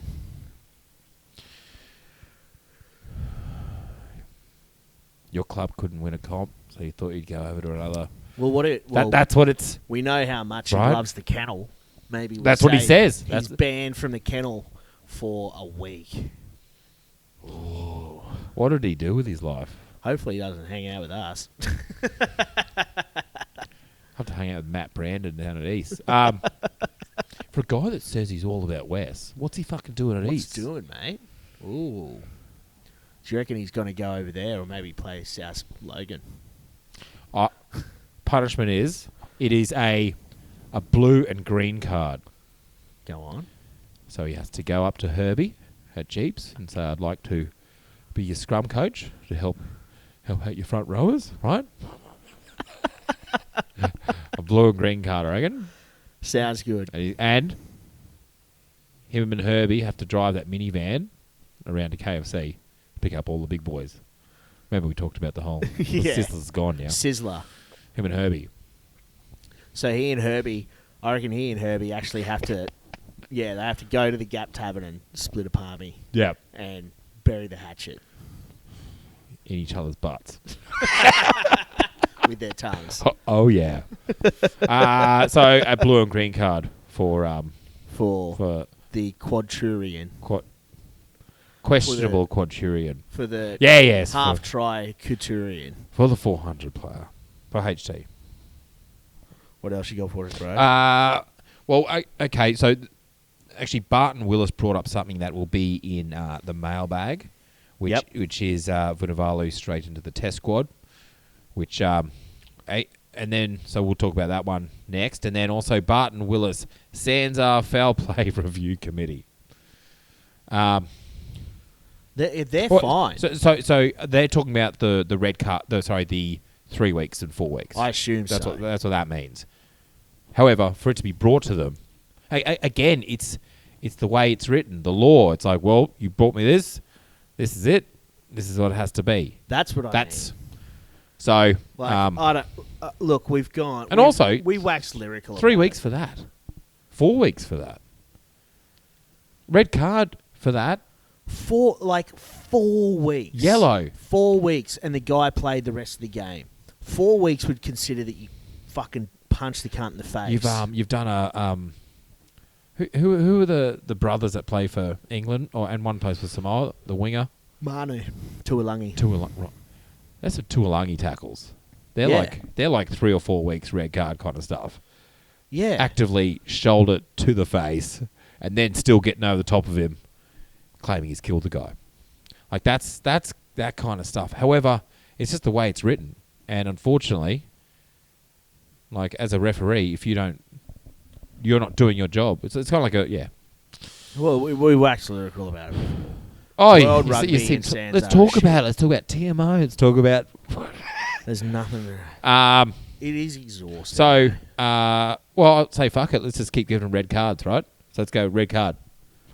Because they just seem to give it out so easy, right? Yeah. Yeah. They deserve a red card because apparently fucking... Everything deserves a red card. That's it! Sorry, red card. I think that may be... Well, there was Matthew Bell who just tagged Kirk Hawkins. Just a tag? And then Hawko replied, "Stop fucking whinging, Hawkins." I saw that. And then Hawkins replied, "You going to post that selfie you took in the dick stickers?" And then Luke Maloney said, "That's tough, but fair." So I think they all need to go and get their fucking head checked because I've got no idea what any of that is about. Because Hawko said, "Stop fucking whinging, Hawkins." Yeah. I think you're right. They all need to have their head checked. I don't know what's going on there. Because you have to actually nominate someone for something. It's kind of how it works. Maybe it's us. Do we not understand? No, it's them. It's definitely them. It has to be. Yeah, we don't know what we're talking about. I did used to like the ones where guys, that time at the regatta when you talk to boys for that bird, and you're like, what the fuck are you guys talking about? No, I didn't. Fuck you. That was sick. And you're like, and he goes, nah, bullshit. You go, well, he said bullshit. That's when we invented the white card. He called Go bullshit. fuck yourselves. Fuck each other, mate. Go fuck each other. Yeah. I think that's about it. All right, well, that rounds out Kangaroo Court. Kangaroo Court. Hop, skip, jump into Kangaroo Court. Now it's time for best part of the week. Come on, mate. Darcy's mailbag coming on your face and up your bum. There is your scrotum. Come on, my scrotum. grab your bell bag. Ball bag. Come on, mate. A wig of what? Mate, oh, she's a semi-full one today. Mate, well, Nicole, she doubled up. She doubled up. Again, the rumor Westport spotted a party for life. So what? Maybe this is one for Kangaroo Court. I didn't read that, so I wouldn't have done it in. Wouldn't have done it in the court. We just did it in court. We just did it in court. She said it's one for court. So it worked out well. You could have just not read that. Did she re-get? Because how did she? This was this morning. Let's go. But okay, this is probably the most important one. Bart Ritchie. All right. Similar to my chips question a couple of weeks ago, you're in the confectionery or a grocery store and you're feeling peckish. What do you choose? Okay, confectionery. Oh, are we talking lollies and chocolate? Yep. Anything. Well, not anything. Lollies and chocky. Yeah. No bickies? What about chocky bickies? Would you eat chocky bickies? As confectionery? No. No. Let's say sweeties. Yeah, your lollies and your chockies. And your custards. And, what? No. Okay. So you just, okay. Oh, okay. What my go-to used to be, so when I was in TAFE, about 40 fucking years ago, we used to have a vending machine and just used to raid that, just load up for like the 2 hours of sitting down I had to do. I don't know how people in offices do it. I would go fucking mental, mate. right? Makes sit your there and go, shoulders sore. Yeah. I'm hunching over. My back. So I used to load up on when Skittles Sours first came out. Do you remember them? And they had that powder on the outside. Yeah. And if you ate 2 or 3 bags of them, your tongue would get all fucking burnt and all like, because it's taken off all that, because the sour used to be on that powder on the outside. They used to be my go-to. I used to like retro party mix. What? Right? No, as in Allen's party mix, but retro party mix. Because I used to have, what are the round, it's like either peaches and cream. You know the little peaches and cream? Fuck yeah, and Chicos and teeth. But now, I don't know, come back to me. You go. Yeah, look, I'm very weird with this, eh? So I reckon like a red licorice stick is fucking sick. Pods are awesome. Like Twizzlers? Yeah. Or you can get the Darryl Lee ones. Darryl Lee, which are they're fucking thicker, sick. right? Yeah, like... Because Twizzlers... Skittles are fucking awesome. Yeah. Peanut M&Ms are sick. Okay. Pods are fucking awesome. What type of pod, though? Snickers. Snickers. You said... Okay. What else is there? Snickers pods. And then if you go by way of the chockies, I love a white chocolate. So like a Top Deck's always fucking scrummy. Yep. No. I know what it is. Cadbury Marvelous Creations? No. Whittaker's Peanut Slab. Fucking oath, cunt. Okay, from the top, what does it look like? It's the gold bar. It's like a gold wrapper. It's thick? And it's just a thick slab of chocolate with peanuts in it. It is fucking awesome. They also do a coconut one and they also do an almond one. Okay. And they're all fucking scrummy. So I'm looking at it. Are there perforations for where you should, or is it just... it's just a slab of fucking chocolate. They know what you're going to do with it then. And you eat it yourself. Oh, so it's not as if... it's probably like... Yeah. It's at least 30 mil. Thick. Or 20 mil. It's probably like 2 inches long. Yeah. About an inch wide. And it's just... it's called a fucking Whittaker's Peanut Slab. It's a slab of peanuts from Whittaker's. And you fucking mung it, and it is delicious, and it is so good. So good. But now... To be honest, okay, if I'm at the vending machine, I don't know why I'm a Boost guy. Boost? I don't know why. I think it's because Boost. Like, I haven't had a Boost for a while, but yeah, I have. What about a Chomp or a Curly Whirly? Curly Whirly, Chomp. You're like, yeah, and then you bite it and you're like, there's nothing to it. I ate a fucking rainbow paddle pop 2 days ago after going to the beach. It was fucking sick. Because all the salt in your mouth? Mate. Because I wasn't... Yeah. I was hungry, but not too hungry, but I was thirsty, but not too thirsty. Yep. And I munged it. Hungry, thirsty. Yeah, dead. No, if I had that, I'd shit myself and actually be dead. The missus got a fucking unicornetto. So it was Saw the that. new unicorn Yep. cornetto. Yeah. And I was like, you fucked it. And it looked really pretty, pink and purple and blue. And it tasted fucking delicious. So, to answer your question, I love sweeties. But yeah, a Whittaker's peanut slab. Or sour Coke bottles. I love sour Coke bottles. Sour Coke bottles or sour lollies. So sour lollies, like a sour Coke bottle or a sour snake or straps or whatever. Or Whittaker's peanut slab. I found myself getting into those Haribo Haribo. sweet and sour gummy. Like the two. No, they need the tangy on the outside. With the just to coat your tongue. Yeah. Okay, if I am in the aisle, to be honest, I'll probably get a mini, not mini. It's just not the full family size block of Marvelicious creations with the jelly popping candy and the jellies. You know that one? What? I don't know, mate. I used to like. Do you like the sensation? Yeah. I used to like the Dark Forest, which used to have the Dark Forest is minging. Yeah. Well, From Daryl Lee? no, I don't know. From Cadbury, Still it minging. used to have like little bits of jelly and then bits of cookie. Don't fucking look at me like that, mate. You don't know.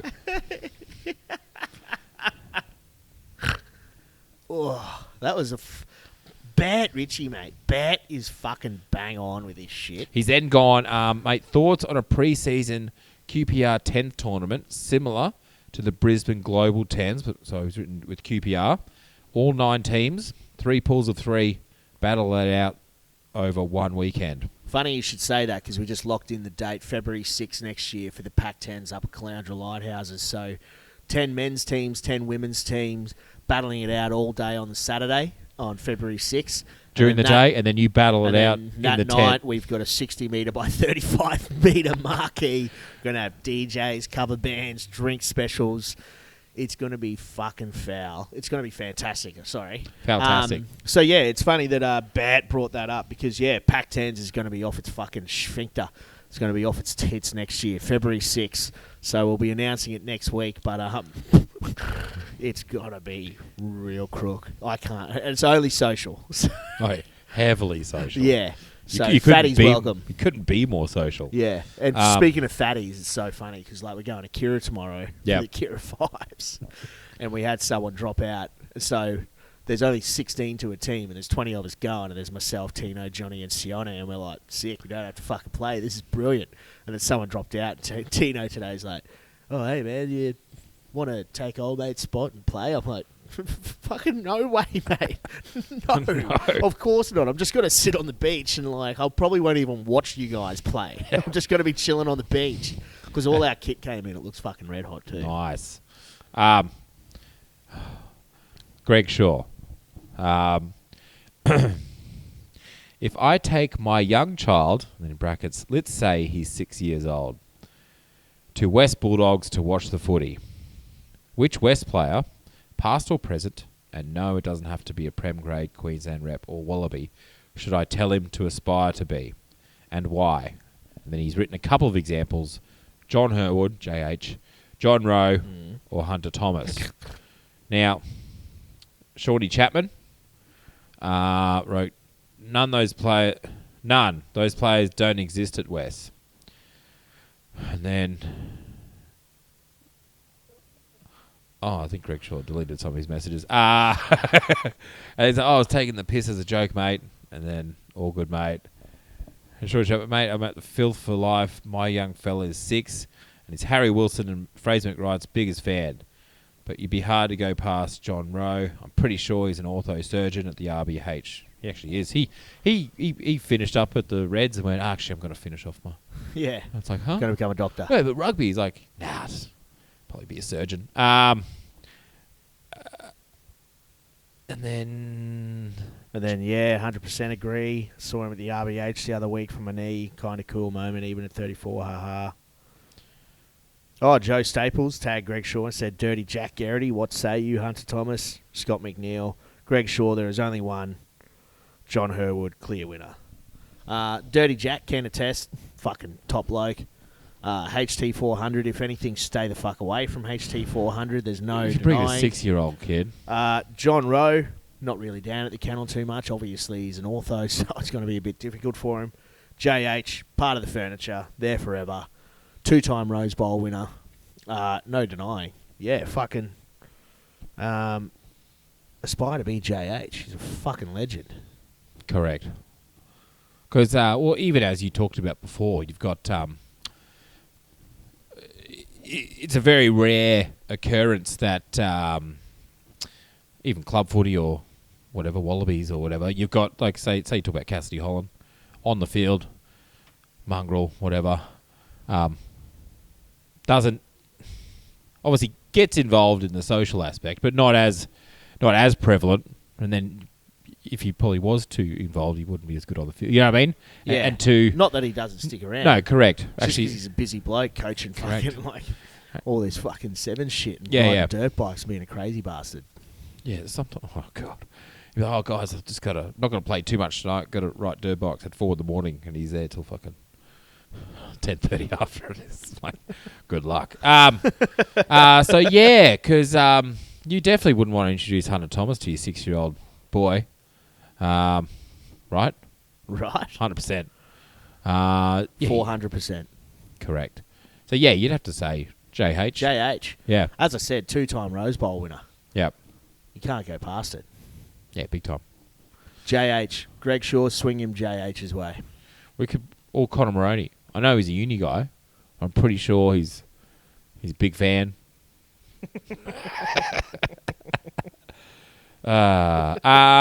Okay, here's what Barton Willis was talking about also. So Daniel Merker, the inclusion of Suliasi Vunivalu into the Wallabies Barty side. Cheers, Dan from Dolby. Well, some level of clarification on this. He's been brought into the squad. So this is a kid. So just so you're aware, 4 years ago, Mariki Korobetti, his former fucking Storm teammate, did the exact same thing. They took him on tour. I took him on tour. They took I him didn't actually on know tour that.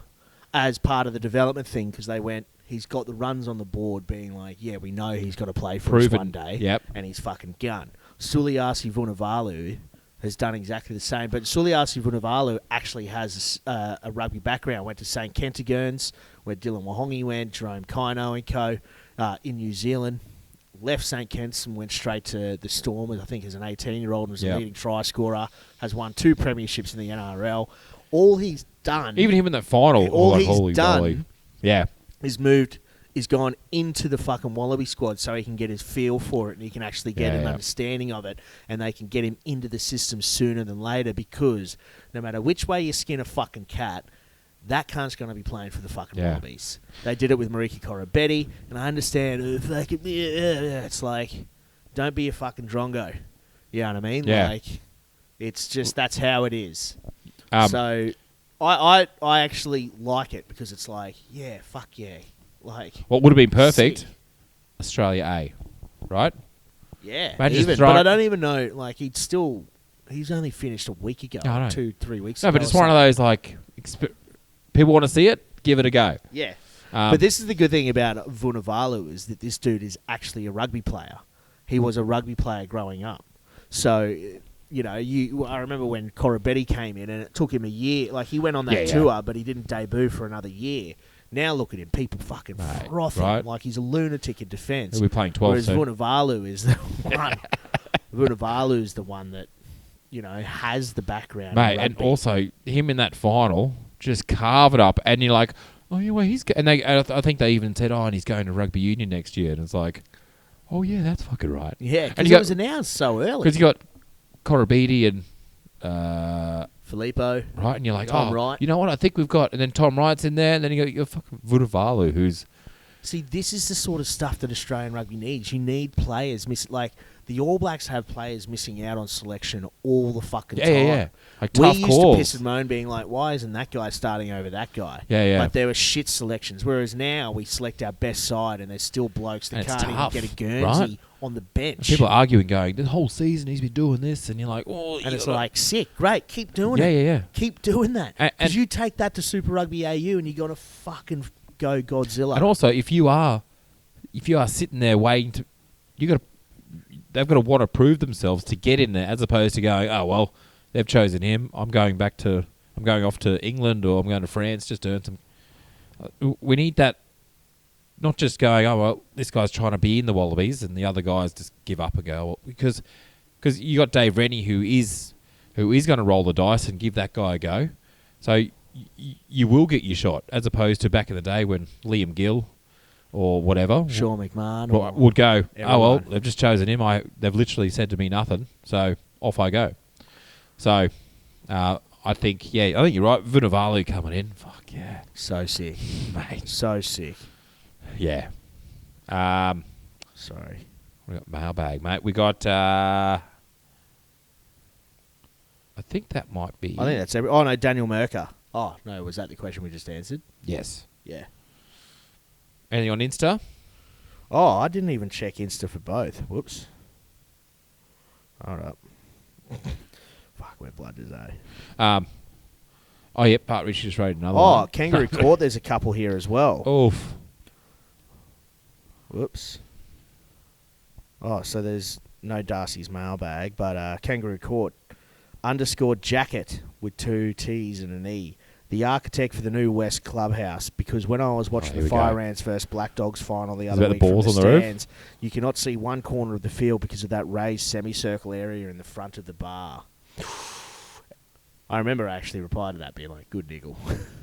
Because it is good niggle. So I thought that he was going to go about the other major issue with designing a rugby union club roof. So it's actually 2 independent roofs that have a common gutter in the middle. Is that why they don't come down? I thought it was just one skillion roof. And it goes off in the car park. No, mate. So they're 2. That's why they don't go in. Mate, they sit up there. There's a giant channel. So I've been wondering. I've always thought surely they roll off the far side, don't, but I mate. thought maybe the gradient wasn't very. And then we have to get a fucking ladder, like a 7-meter ladder. Get up there, and you got to get up, and you got to throw them all off. Fuck. Mate, so that's why. Okay, if ever me or any other West guy is yelling at you, and you're the kicker for the other team, and we yell, "Don't put it on the roof." Don't think we're trying to play a mind game and say, "Oh, fucking boot it over." Because we're there's literally no roof telling you either. No, we wait every 3 or 4 weeks, and we got to get this giant ladder and lean it up, and they go, "I'm going to boot it on the roof." So don't fucking kick it on the roof because you're not going to get the ball back. So that's why we end up having flat balls. That's why our kick. Yeah, that's why. That's why it was actually a flat ball because fucking your mate, fucking Darren Murphy. Yeah, he put 2 or 3 balls on the fucking roof. Right. So the architect can suck a big bag of dicks. What do we reckon? Red card.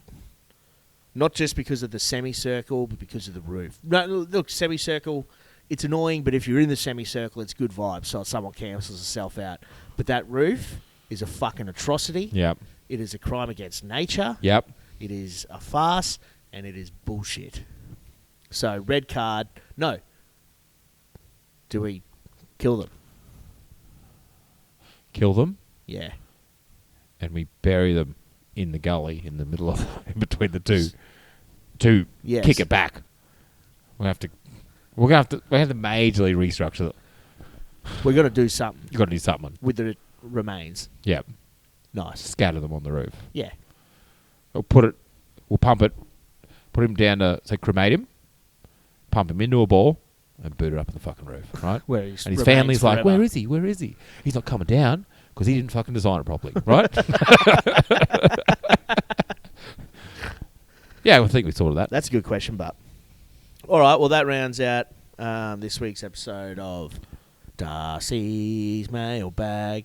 No more cum inside his scrotum. He has grown it on his tum.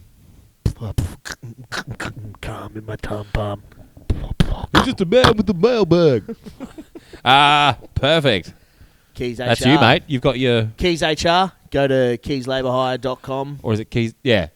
Keyslabourhire.com. Silica fit testing. Respirator fit testing. White card training. Labour hire. Pool cleaning and skimming.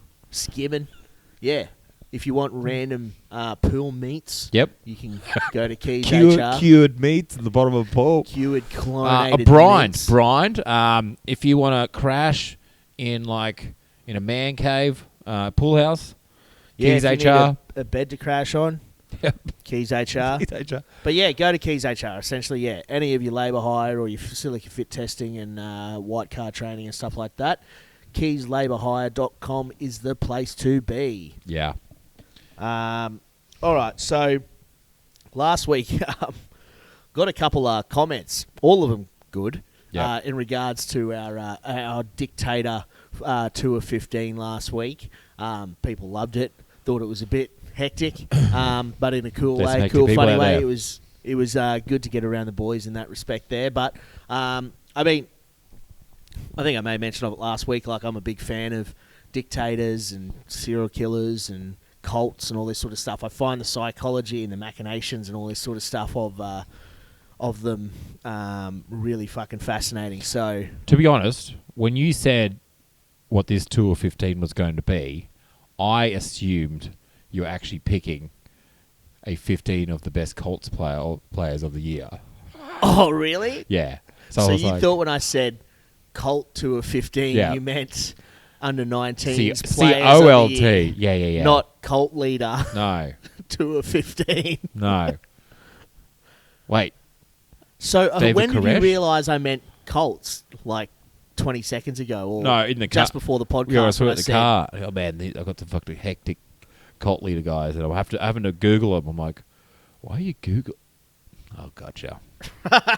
Waco, right?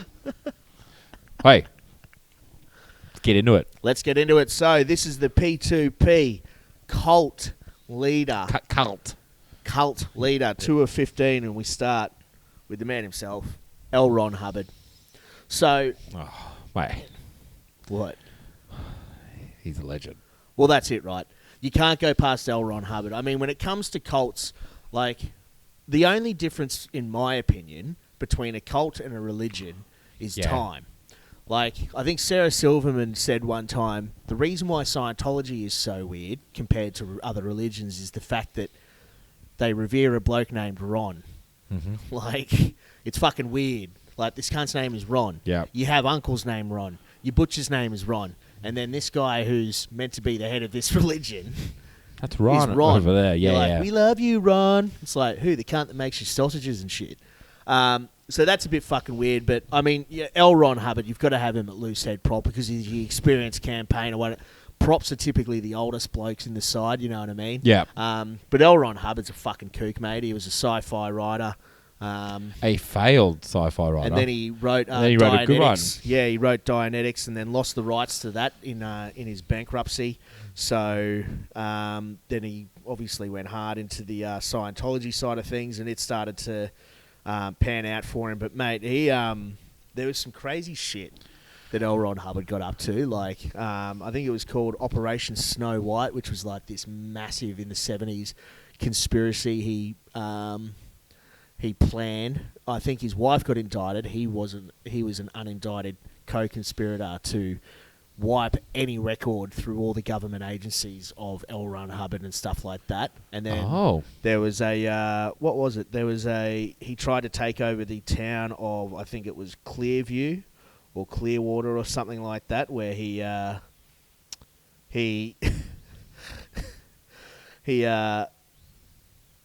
tried to. It was an unsuccessful attempt to take over the town of Clearwater, Florida. So by getting people elected as officials and taking over and all this sort of stuff, and so he'd come out in his full naval regale, shit, which he lived on a fleet of ships, the Commodore of the Sea Organisation. That's why they're called Sea Org, because they used to live on a ship in the 60s and 70s. Ah, because he just made himself all these badges and made himself the high commander of this. He's a fucking weird cunt. He's a fucking weird cunt. I think we're going to say for a lot of these people, they're fucking weird. I was going to say, he's very able to talk people into it, talks a lot of shit. But that's literally what they all are. That's what they're all good at. Wait till you see the coach. He's the king of persuasion. But the reason why Elrond Hubbard, as I said, loose head prop, typically your older campaigners are your front rowers, your props and all this sort of stuff. And when you think of it, he's that guy that's been there forever, the head of Scientology, the Church of Scientology. Like, he's the guy everyone fucking knows about, because there are a few... few left of centre in this fucking mix. That He he died, and now the leader is David Miscavige. Miscavige, yeah. No one's seen his wife for a fucking long time, and Miscavige's dad escaped out of Scientology. Was one of the original members. With now they say he's been excommunicated. David Miscavige, I was going to throw him in. Throw him in there, but like. There's plenty in here that are fucking kooks. And I wanted to get some ones you may not know too much about. David Miscavige, mate. Look, you know my thoughts on religion. Love it. All about it. But I find... As a grammar boy, it makes sense. Cults are just... Cults, serial killers... Dictators. Under 19. Fucked up cunts, man. Fucked up cunts get me going. Mate, big time. Speaking of fucked up cunts, so this is Shoko Asahara. Do you know Shoko Asahara? Absolutely no idea. So Shoko Asahara... Looks like a pretty chilled customer. No, not in the slightest. Well, Japanese Jesus. Right? Japanese Jesus, I guess you could say. So he was the leader of Om Shinrikyo. Is that the Supreme Truth. Also called the Foot? Teenage Mutant Ninja Turtles? The Foot? Funny you should say that, because he's actually got an anime. I was doing some research, so I got a lot of these from. There's a podcast called Cults, and the two people that do it have really nice, soothing voices. So I tend to put it on when I go to sleep, and they're like, "Manson was raped when he was at the age of 16, but he says rape is just a part of life." And I'm like, LCD training, yeah. And that's where I heard about Shoko Asahara. But yeah, so Om Shinrikyo, they were all about fucking meditation and all this sort of crap. He used to do the thing where he'd fold his legs and, they jump in the air as if they can levitate and all this sort of shit. And then it came to... Like Helen and Polly Dynamite was doing those sick flips in the... getting air in his bike. Yeah, just like that. But then it came to a head in 95 when he actually orchestrated the sarin gas attacks in Tokyo. That's it, the sarin gas, Yeah, but a lot of people don't actually know that there was actually a couple of other fucking things that he did as well. So the most famous was the Tokyo subway attack, but there was the Matsumoto, I think, gas attack. So a year before, there was another sarin gas attack.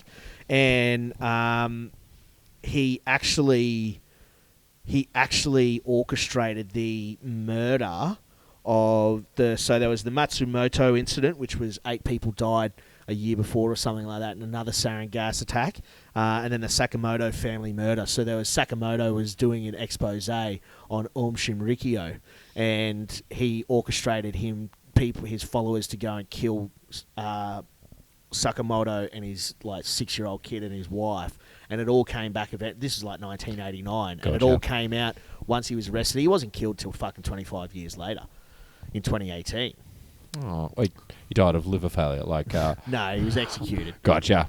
Thank fuck. Mate, built like a little hooker too. Yes, exactly. Right? So I was like, as soon as I thought of cult leader 2 of 15, automatically Shoko Asahara at hooker. Reminds me of Shotohori. Yeah. Shotohori are the Japanese hooker. But you could see in there, and perfect as a hooker, because just like the Devonian man, who at the age of 23 is going to be moving into the hooking role, there's photos of him when he was younger and he was tall and skinny and athletic, and then he turned into a fatty with a beard. Gotcha. And I was like, brilliant. That's how hookers roll. Yeah. That's how hookers come into being. But yeah, so as I said, I was just looking to get photos of him and shit today, and stumbled onto an anime. It looked like the intro to an anime. It's like his fingers are as thick as his toes. Yeah, he's just like a hooker. Short little squat sausage fingers. Big time. To be able to grip that ball well. So yeah, that's the hooker, Shoko Asahara. Also, as a hooker, stinks, got gas attacks. Click next. Oof. Come on, man. People died in those attacks, man. Yep. Put them on the roof. All right. So at Tight Head Props, speaking of stinky, it's Jimmy T. Roberts. Nah, nothing. So Jimmy T. Roberts. Hold on. Is that how he spells Jimmy? Yeah. Oh, okay. Wait. Red flag. Red flag. Jimmie. If you think that's a red flag. So the thing is, Jimmy this guy T. started a cult called the Brethren. Oh. I think I've heard of these guys. And they were known, so very secretive, right? Yep. So no one heard too In much Albion? about them by the late 70s, right? But they used to like live this life of vagrancy and stink. And so the blokes would wear Simon Marley, bum bags. Yeah, they would wear like muted coloured clothings that were made by the sisters, which were the Sheilas that wore all the same colour, full length from neck to feet, shit. And they would live a vagrant lifestyle, living on the street. And after a few issues in the late 70s, went into a life of secrecy big time. But they had apocalyptic views and stuff like that. But Gotcha. I thought Jimmy T. Roberts, your tight head prop, is always that hairy, stinky, quiet, fucking weird cunt, And the fact that he's the brethren, he was a filth fucking unit, Yeah. goes to show that it was pretty bang on. But so Jimmy T. Roberts, your tight head prop. No. Filth. The filth. The filth. Just filth, mate. Literally a group of people that are vagrants, that are filthy, called the Brethren. Run around Albion, eating horses and greyhounds. The track, right? They're not Tongan. What? Tongans eat horse. You didn't know that? I tried horse when I was in Japan. It was fucking delicious. I tried whores when I was in Bangkok. in Mexico. Tijuana. No, they eat horse in Tonga. It's tasty. It's delicious. Yeah. I'll take All word right. for it. Next. So You got So up next we've got. So this is the second row partnership is a bit of a duo, but it's so at number 4 Joseph de Mambro. So he's wearing a cape yeah, and he's touching a child. yeah. I had to Oh. dance around a few. There were some that didn't make the cut just because of the pedo vibe. Because Which is- then you'd be stepping in my territory, right? And that's your bread and butter. Right? But no, so Joseph de Mambro was... so his second row partner is the bloke who helped start the Order of the Solar Temple. But they were known... Temple. Yeah. So he's the elder of the two. Gotcha. So the reason why they're a bit of a duo is they're like the Victor Matfield and Ebed Etzebeth, So the old-timer, the experienced campaigner, the former priest that starts up this cult that has had several murder-suicide incidences in Switzerland and French Canada and stuff like that. So in 95, they sort of all killed each other and murdered a lot of people. And he had a 6-week-old child murdered because he said it was the Antichrist that was coming to get in the way of him doing his job. After week 6 of a crying baby, I get it. I get it. No. Fuck. Joseph de Mambro of the Solar Temple. Yeah, so... I love when they order murder suicides, but they usually don't go out initially when the ship's going down. yeah. Yeah. They do the murder Yeah. and then the suicide. Yes. So thanks for that. But yeah, I mean, he's partnered up by his young upstart, Luc Judet. So he started the Order of the Solar Temple with Joseph de Mambro, the youngster, former homeopathic doctor, Vibey guy. born in the Congo. Okay, So, gotcha. he's the angry fucking how you going type operator. Yeah. Matt Field's the experienced campaigner showing in the roads. But yeah, Luc Judet and Joseph de Mambro, the second row duo, getting their shit done. But they actually... Yeah, so they had there was the murder-suicides going on in 94, then there was more in 95, more in 97, some more attempted in 99, so they've got some staying power. They were all dead in 95, yet what they set up... Kept going. Yeah. So, really fucking weird, eh? But they were like a doomsday cult as well. Love it. Yeah. And is nigh. They wanted to establish correct notions of authority and power in the world.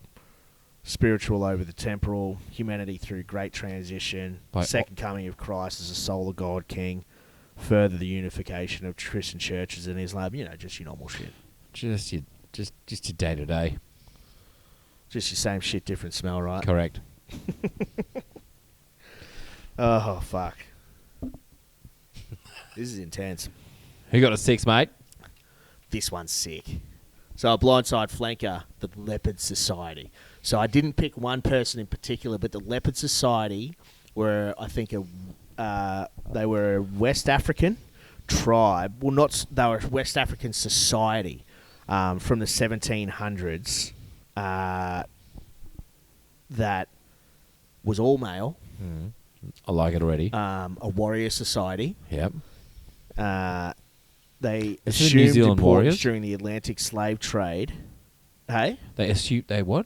They got importance during the slave trade, and then they sold memberships in the society to other groups that let them sort of spread wildly, and they've been around since the 1700s. But the reason why the Leopard Society, I didn't know anybody in particular that did it, but these motherfuckers were badass cunts, mate.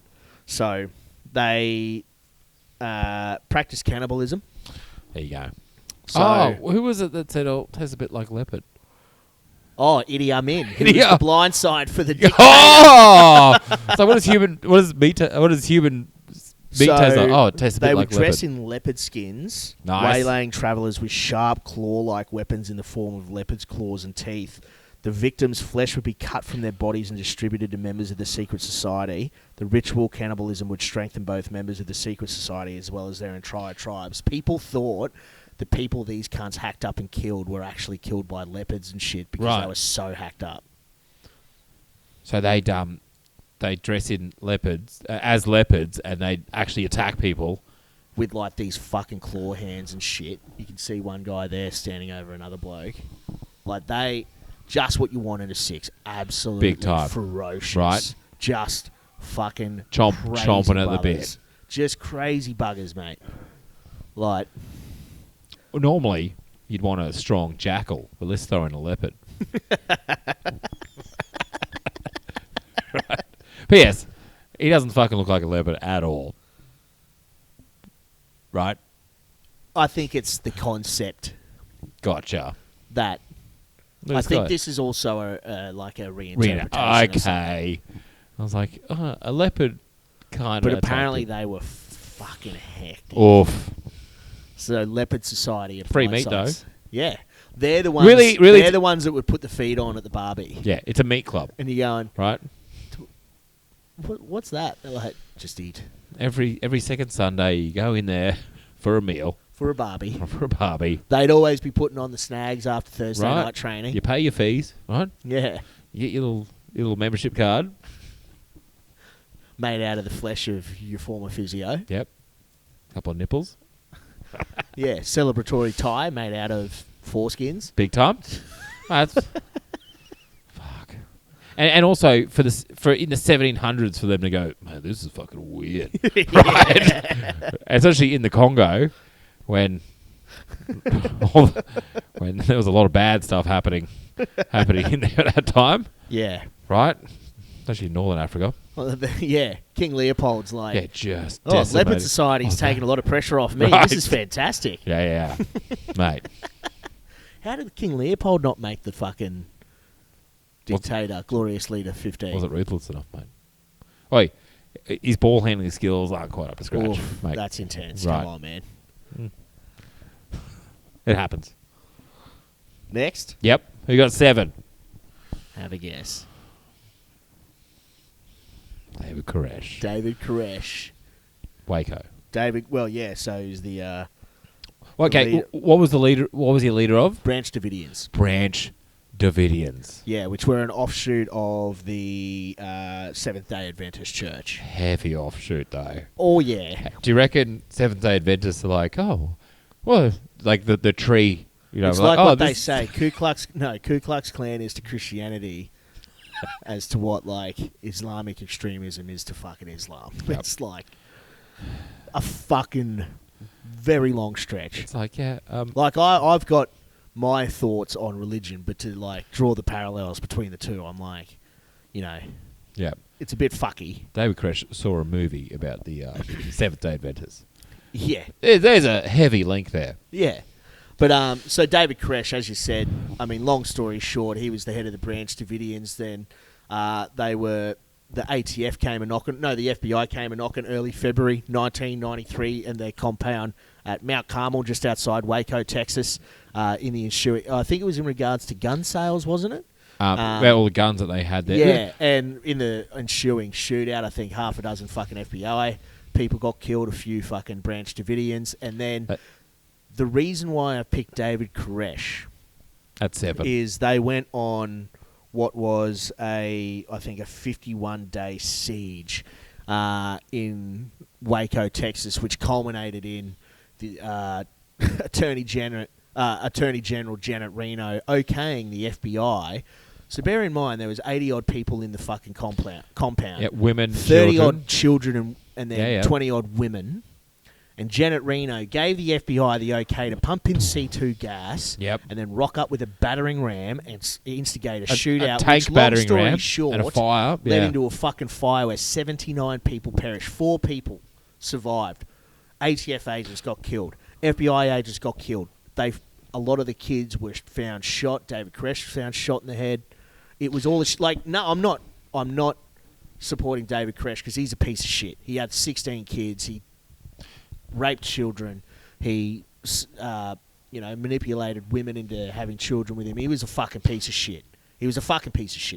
But the FBI are also fucking pieces of shit, and they're fucking morons. And they can suck a big bag of dicks. This cunt can suck a big bag of dicks. Everyone involved in the Waco, all the way from Slick Willie Clinton and Janet Reno down to fucking David Koresh, can suck a big old bag of dicks. Okay. Pre the whole SWAT team thing, he was standing for that he was a second coming of Jesus, and therefore I get to bang all these birds and all these kids and stuff. But that's not the reason why they went there in the first place. It was because of the illegal weapons they'd purchased. No, yeah. And then they killed people, so the FBI had a bone to pick. And also, I think it all started with zoning because they were building their own houses and all this kind of stuff. And I was like, you can't fucking do that. Yeah. Right? And then that's why, to be honest, when that battering ram came through, they just drove straight through a fucking wall. If it had been built properly to proper council regulations, it would have withstood. Not everyone would have died straight up like they did. Yeah. But the reason why David Koresh is in there, just like any 7, he's got a big motor on him. Right. Holding out a couple months, holding out the FBI. Iron will. Waiting. Right. That's what I mean. Yeah. He's got that. He's got perseverance. Right. He's got passion. Belief in what his goal is. So no matter what's going on the footy field, this cunt is going to be going hell for leather 24/7, giving you 110%. And he could do it for close to 60 days straight. Easy. Right? Whether you want it or not. Longer than 60 days, we're not too sure. We don't know. Probably could have. But we'll never know. Depends. Not a lot. David Koresh. David Koresh, ladies and gentlemen. David Kosh. Related? Yes. Yes. I'm happy with that. Good selection. Mate, big time. Because he's wiry. He's wiry. And he's fucking crazy. And the good thing about this side, wait until you see the centres, mate. Good thing about this side is they're all fucking crazy buggers. Yeah. So, as long as the coach can get the best out of them, which I think he can, based on his track record, we'll get there. You're going to come away with a few dubs. All right, number 8, and skipper, Jim Jones. Okay.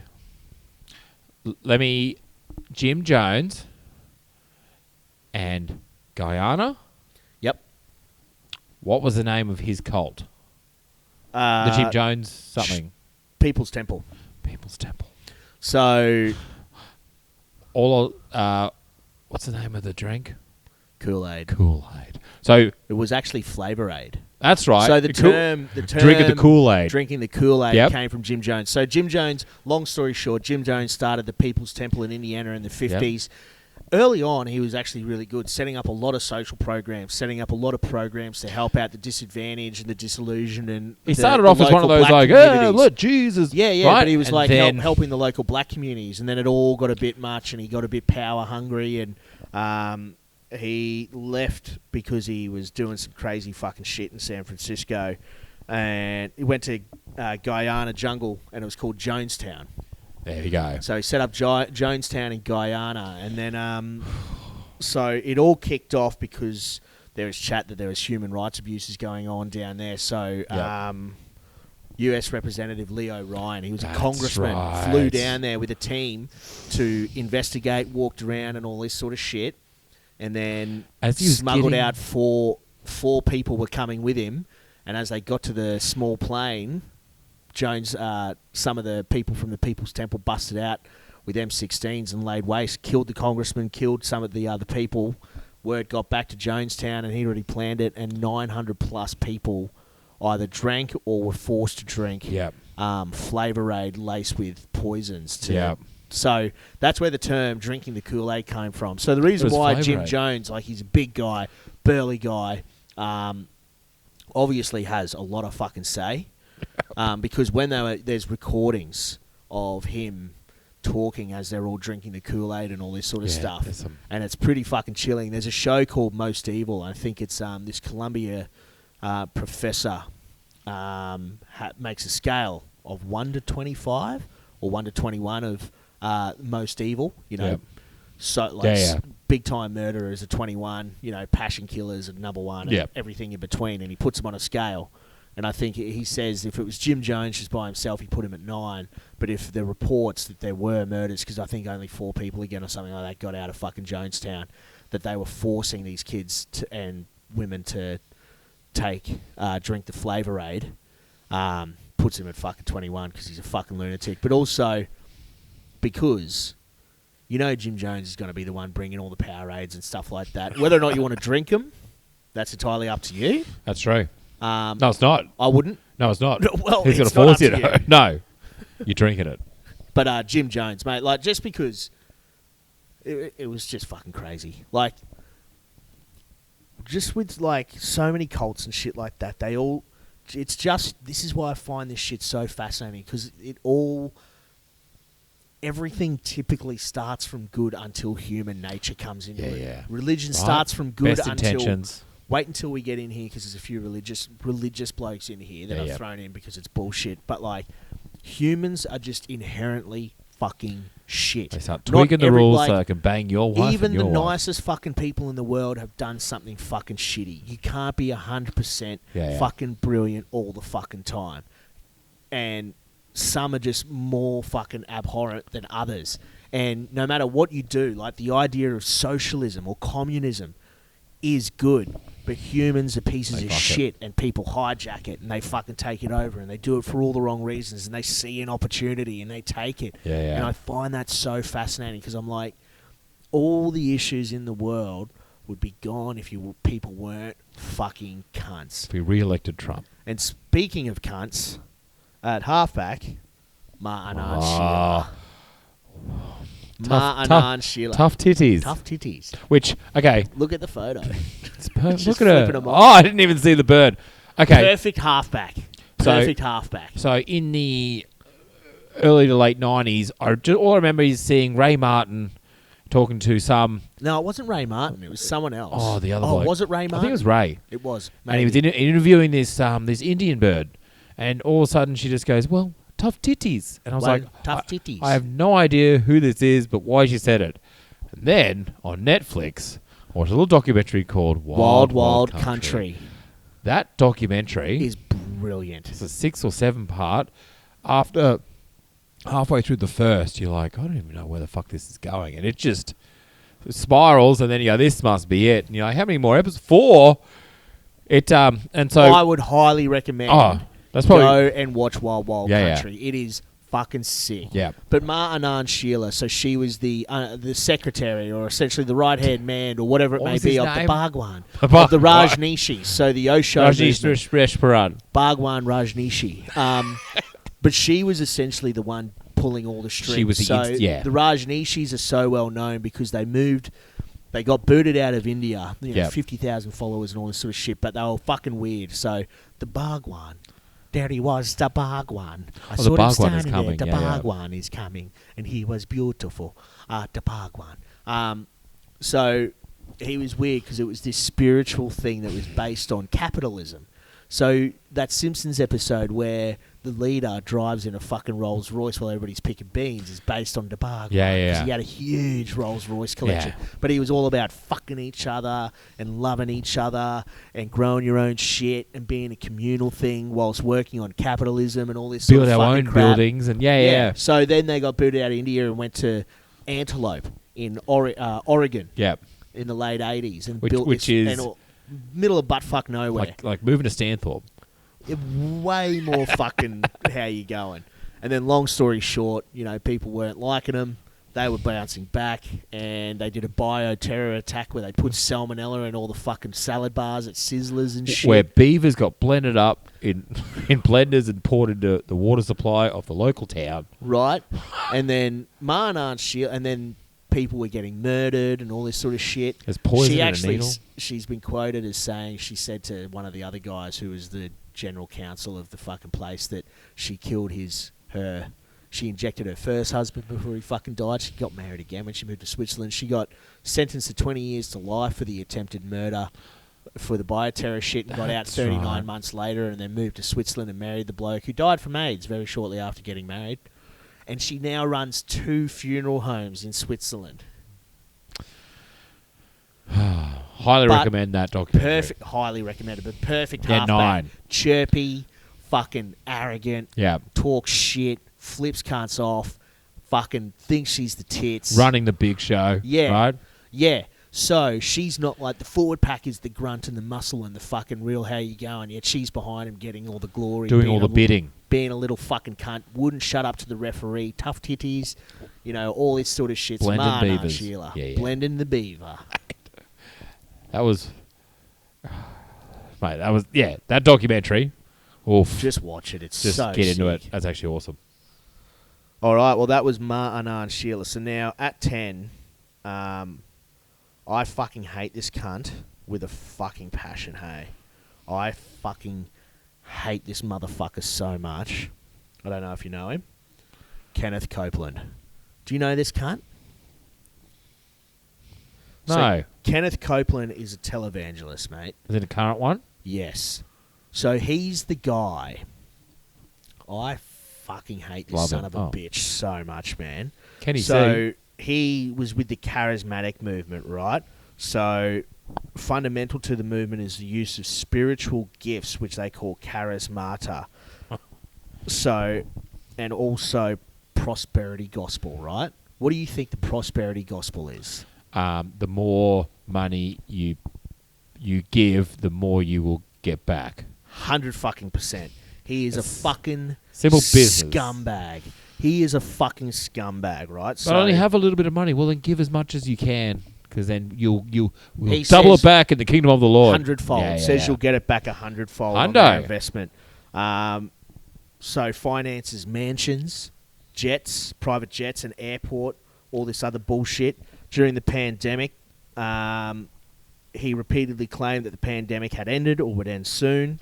Oh. That he could cure followers of the disease. He's the guy that went, I'm going to blow it out of you, and was like, That's right. That's this That's fuckhead. that guy. and he said, keep donating to me during the fucking pandemic crisis. Said he destroyed the virus and it's still ongoing and all this sort of stuff. This That's the fuckhead, guy. right? Yeah, So go this on. fuckhead, right? He was placed onto the evangelical board by Donald Trump in 2016 prior to him being elected. And he said at the time, Kenneth Copeland said at the time, that being on this board doesn't mean that I endorse anyone, that I don't have to endorse the president or anyone else. And he said at the time, and I do not endorse Donald Trump. Later on, he then came out and said, before the 2016 election, that said that Christians that did not vote for Trump would be guilty of murder, referring to the abortion policy of Hillary Clinton. In an You say interview, Hillary Clinton? Hillary Clinton, Okay. sorry. After a state dinner at the White House, he said that Trump was led by the Spirit of God and that his most important legacy as president would be There the you go. appointment of conservative judges. Do you know how much this cunt's worth? 10 mil. 300 million. 300 million. That's He's Michael the guy Jordan that- money. He's the guy that said, you need to donate to me because God wants me to have a private jet. He actually said that out loud. That's Actually right. said it. And the funny thing is, to be honest, this guy is meant to be a fucking preacher, like, of God and stuff, and he looks more like a fucking demon than anyone I've ever fucking seen. He looks like do you know Vincent, Edgar in Men in Black when he's wearing a fucking skin suit? Yes. And he's a giant cockroach? That cunt looks like that. Like, there are way worse like, photos sugar of him where he water. looks, and he's like, sugar, water. This cunt reminds me of that. You got him at 10 because clearly, no matter how fucked things are, he knows how to steer a fucking ship. Yeah. Like, you know what I mean? Like, he's all over it. He's all over it. Like, he can sell fucking ice to Eskimos, this cunt. Shit, yeah. Like, that's why he's at fucking 10. Selling the dummy, dictating the terms, like, somehow. To be honest, if you donate to this fucking cunt, you don't deserve money. Because him outwardly saying, you need to donate me because I need a private jet. And if you're dumb enough to still give him money, right? All these people deserve this shit. All these people that fucking fawn over Trump deserve to fucking look like fucking I moved to idiots. Guyana for the Flavour Aid, right? But that's why Kenneth Copeland is 10. a 10. With a bullet. With a fucking... He deserves one. But, like, if anyone looks more like a fucking demon, it's that He's got a cunt. weird eye thing going on there, doesn't Mate, he looks like a fucking freak. As I said, he looks like a giant cockroach alien in human skin. Sugar, water. Sugar and water. Does that matter? He doesn't get the raps he fucking deserves. Mate, that when is he's like... walking down the street and he's like... And still trying to work out the kinks, yeah. He's in the car. Yeah, and he's like... Mate, it's fucking brilliant, eh? Oh, make sure the microphone's still working. Yeah, it's still working. Yo-yo ma. All right. At number 11, I know for a fact you will not know who the fuck this person is. Try me. Reverend Chris Corder. Oh, what a little glamour we got here. Yeah, so Chris Corder was Is it? an anti-natalist activist, techno-musician, a software developer, and leader of the Church of Euthanasia. What do they do? So they're a non-profit educational foundation devoted to restoring balance between humans and the remaining species on Earth. So they affirm that this can only turn into a reality by a massive voluntary population reduction. It is exactly... Okay. So Chris Corder actually says it is likely that this church is the world's only anti-human religion. So basically, there's too many people in the world for... The animals to human ratio is a whack. Is way We out. got to even up the ledger. So their ideology, they've got one commandment, thou shalt not procreate, and four main pillars: suicide, abortion, cannibalism of the already dead, and sodomy, or any sexual act not intended for procreation. Okay, there's a little bit of a perk at the... So it's not all bad. I'm a very firm believer. I think there's way too many people on Earth. I think we need to work out the mortality rate, infant mortality rate, because when you do that, birth rates reduce dramatically. We need to get the standard of life up. We've shown in Japan, as their standard of living goes up, their birth rate decreases because people are living longer, they're living healthier lives, there's more social diversity, there's a larger middle class, there's actual standards of living that are increasing, and so people are only down to having one child each because it makes common fucking sense. So I believe in exactly where she's coming from. There's too many fucking people on the earth. But I do not condone her slogan, which is save the planet, kill yourself. Wait, kill yourself? Kill yourself. Or kill yourself. So, yeah, they missed the trick there. Save the planet, kill yourself, 6 billion humans, can't be wrong, and eat a queer fetus for Jesus. Eat? Go on. Say it again. Eat a queer fetus for Jesus. Wait. Feed us? Because cannibalism? Eat a queer fetus for Jesus. One thing I do support is that they That have haircut? very, very fucking... They have a lot of clashes with the pro-life Christian movement. They often get in fucking, like, brawls and shit. So the reason why I got Chris Corder in there, right? Yeah. Not so much that shit, but mainly because she's a fucking DJ. And I thought, if anybody could take you out of the town and show you sick shit, Chris Corder. She was on, like... And she's up for butt sex. Oh, yeah, that. Yeah. I forgot about the mate. That was the only thing I was listening to. How did I forget about the butt sex? Yeah. Oh yeah, I forgot about All the for butt it. sex, mate. But she campaigned for the Unabomber for president in 1995, Oof. which is a bit. But yeah, mate, she's a techno musician. She's fucking toured Europe. Mate, she was on like Sonar Music Festival in 2001. So the main reason, look, she's a kook. We get it. But Yeah, every we get team has a fucking weird winger. Yeah, correct. Every team has that weird guy who's super lefty, a little bit intense with it, Yeah. and not typically what you see in a rugby side, but you're like, hey, mate, he's all right. He's a fucking nice enough guy. Dave Pocock. I'm not saying Dave Pocock is this, but, you know, they're the lefty of the side. Every team has a lefty. Chris Corder filled that role, but more than anything, when you're down at Byron Sevens, she's going to take you in an underground club, and you're going to get real fucking weird. Is Cheeky Monkeys underground? Doesn't matter. Right. Basically is.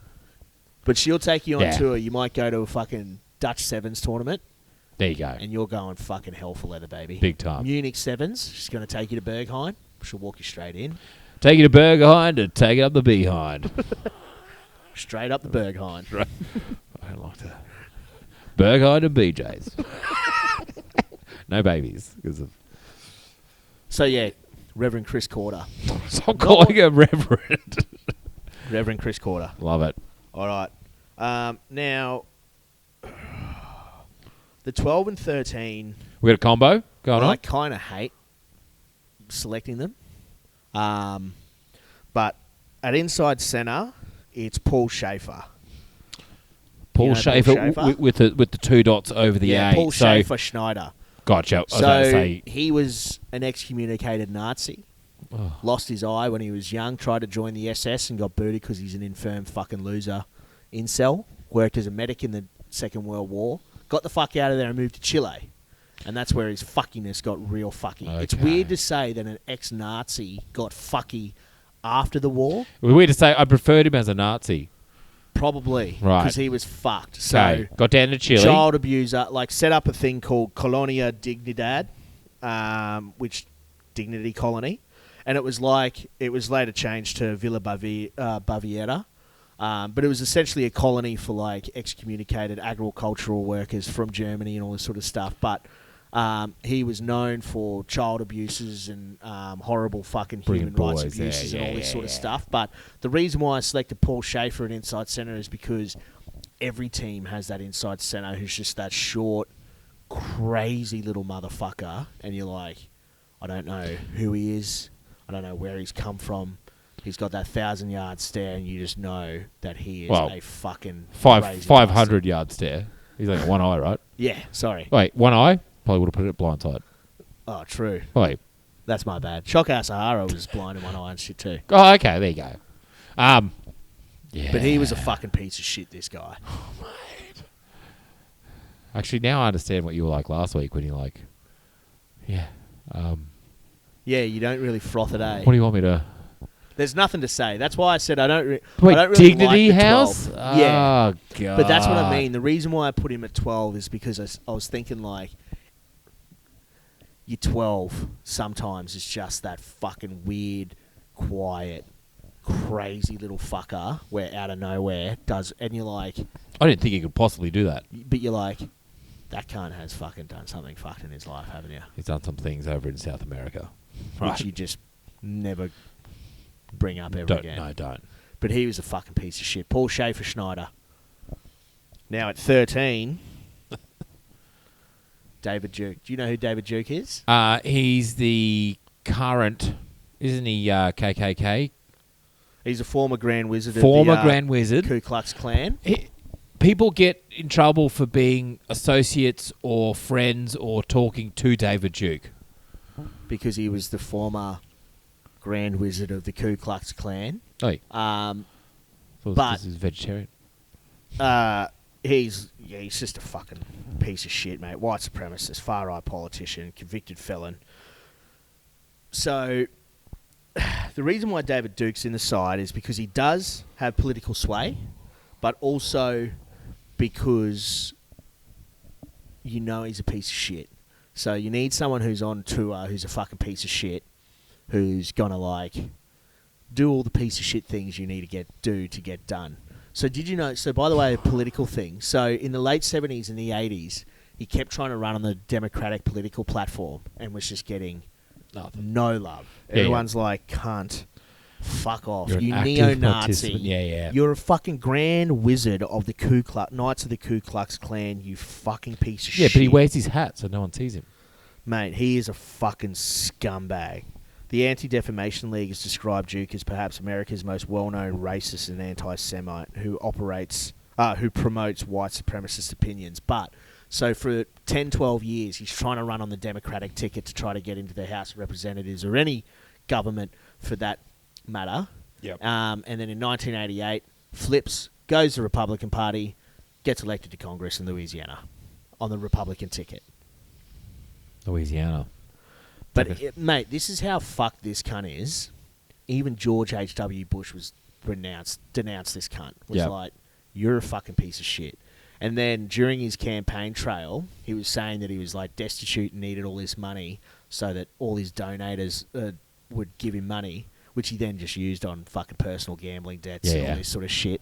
So he went to prison for finance fraud. So, as I said, 13, he's going to do what he needs to do to get the job done. He's a fucking lunatic. Like, he's a conniving little cunt, which is a 13 isn't bad. You know what I mean? Like, working so hard, trying to get in on the Democratic ticket, flips Republican seat, goes straight through. How? Mate. America is the most fucked place in the world, mate. You can still get dollar beers at Turtle Bay. That's why in New York, though. So that's something. $1 actually. Yeah, dollar beers. Yeah. Oh, I think he said $2 beers. Yeah. But this is why David Duke is so fucking funny, is because, remember, they were asking, David Duke came out and supported Donald Trump in the 2016 election. That's right. And they're going, are you going to tell him to go fuck himself? He's like, I don't even know him. And then they're like, oh, is that? And he's like, I don't even know who David Duke is, so I don't care. So they're saying, are you not going to say, I do not want the support of the former Grand Wizard of the Ku Klux Klan? And he couldn't say, I do not want the fucking... I do not want the support... him associated with me at all, yeah. Or I do not support... and he's just saying... He's just brushing it off like, I don't even know him. I don't know David Duke personally, so I don't care. I don't know him. And it's like, mate, this is the level of fucking softball you're being laid up. I love it. And you're shitting the bed. Mate. Duke Nukem. So, yeah, David Duke, the reason why he's in there is because I read somewhere saying that this professor said that the Ku Klux Klan is one of the most... is cultish-like in behaviour and all this sort of stuff, and can be considered a cult because of what they do. Like, again, as I said, their relation to Christianity is just fucking bullshit. It's what they do, mate. They're fucked. Yeah. I find just the human fucking mind, the psychology, and the mentality around fucking these sort of people fascinating, man. Yeah. Just fascinating. I'm like, how can you operate? Oh. Speaking of how can you operate, this motherfucker, Joel Osteen. You know this cunt? I've heard his name. He's the guy that owns that humongous mega church in Houston. He's worth 70-odd million. Yeah. Has a 66,000-foot stadium, and during Hurricane Harvey, wouldn't open up his fucking church to those who were displaced due to the storm. And then he's coming out saying, oh, no, we were always going to open up, or it was open. And then, which contradicts their statement that said, oh, they were going to open up if they were needed. He said, we were always open. I don't know where this came from. We were always open. And people are going, you're a fucking piece of shit. This is the dude I shared that inspiration box on my Instagram story the other day. So he sells an inspiration box where you walk past and just push the button and it That's what that was, says, you're doing great, man. Jesus says this shit. And, he is a fucking scumbag. You want to know how I know he's a scumbag? How? You want to know what his religion is? Non-denominational Christianity. Non-denominational Christianity. So, Because he doesn't want to focus on Jesus or something. He doesn't want to focus on anyone because if you he's go, the I'm one. Protestant, all the fucking Catholics okay. say no. If you're this, they say no. Wider net. Wider net. Net More cash gross. Yes. Gotcha. And I knew it straight away. So Donald Trump... I would have thought it'd be because he can't be talking about Jesus because he's the guy. No. He's just... I'll take all. He's just a money-hungry piece I'll take of shit, all of your money. Gotcha. He's like Kenneth Copeland, but a different fucking breed. Different vibe.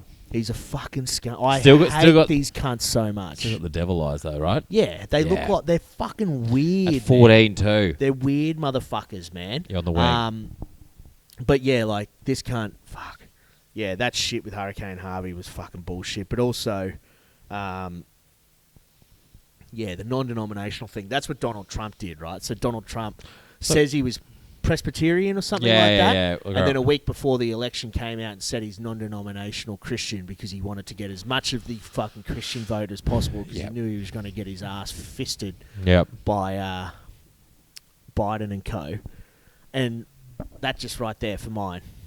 Perfect. Just solidifies it for me. So, greasy, wily. Another hair guy on the wing. And another hair guy on the wing. But yeah, just that greasy. He's a greasy little fucking slimeball weasel. Big time. Just like your wingers. Yeah. All of them. I just wanted to throw him in there so I can have an opportunity to hose him, I think. Mate, big time. You think with all that money you'd be able to buy a better tyre. Right? Just so he can take it home and fucking jerk off autoerotic asphyxiation to it. Yeah. Because he would definitely do that. Big time. All right, at fullback, Marshall Applewhite. Nah. What? Marshall Applewhite. One of the most famous of all the fucking cult leaders. Marshall Applewhite.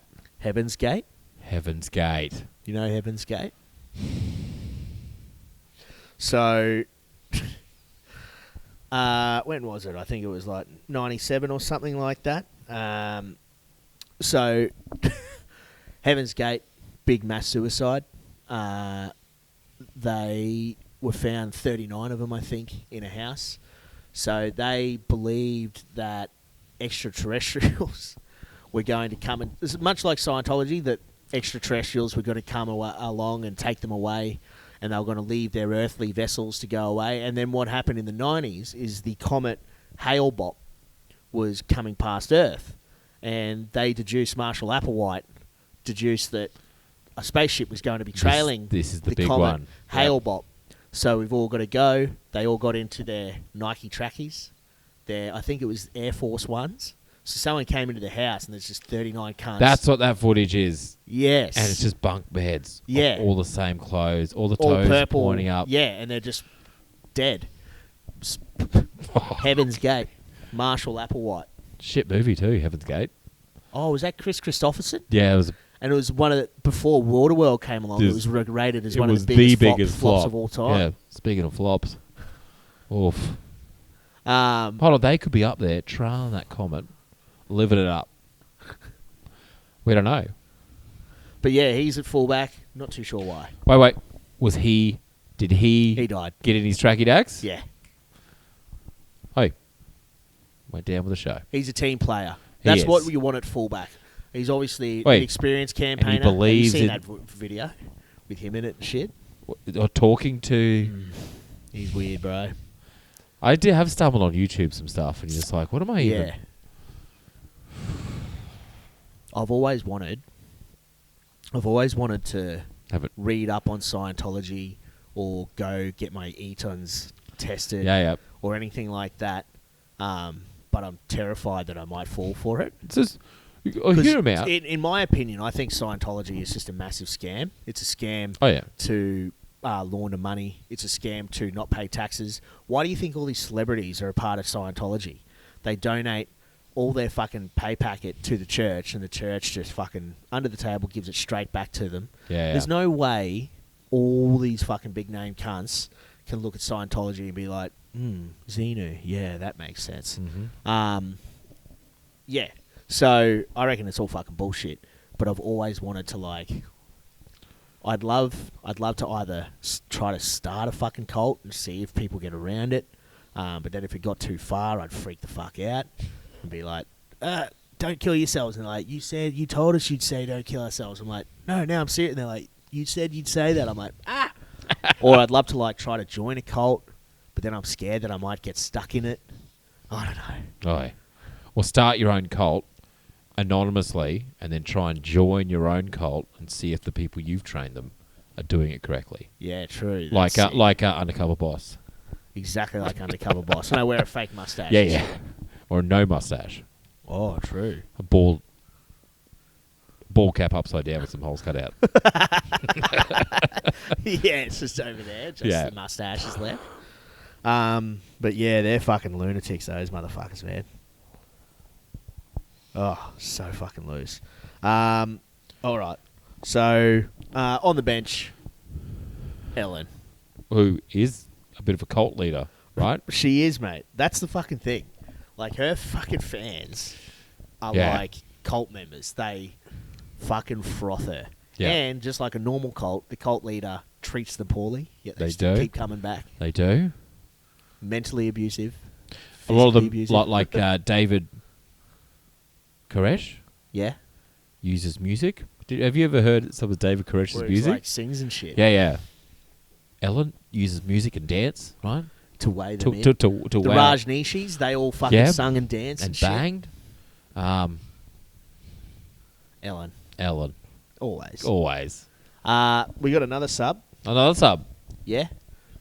Super sub. Herbie. Oh. Tom Cruise.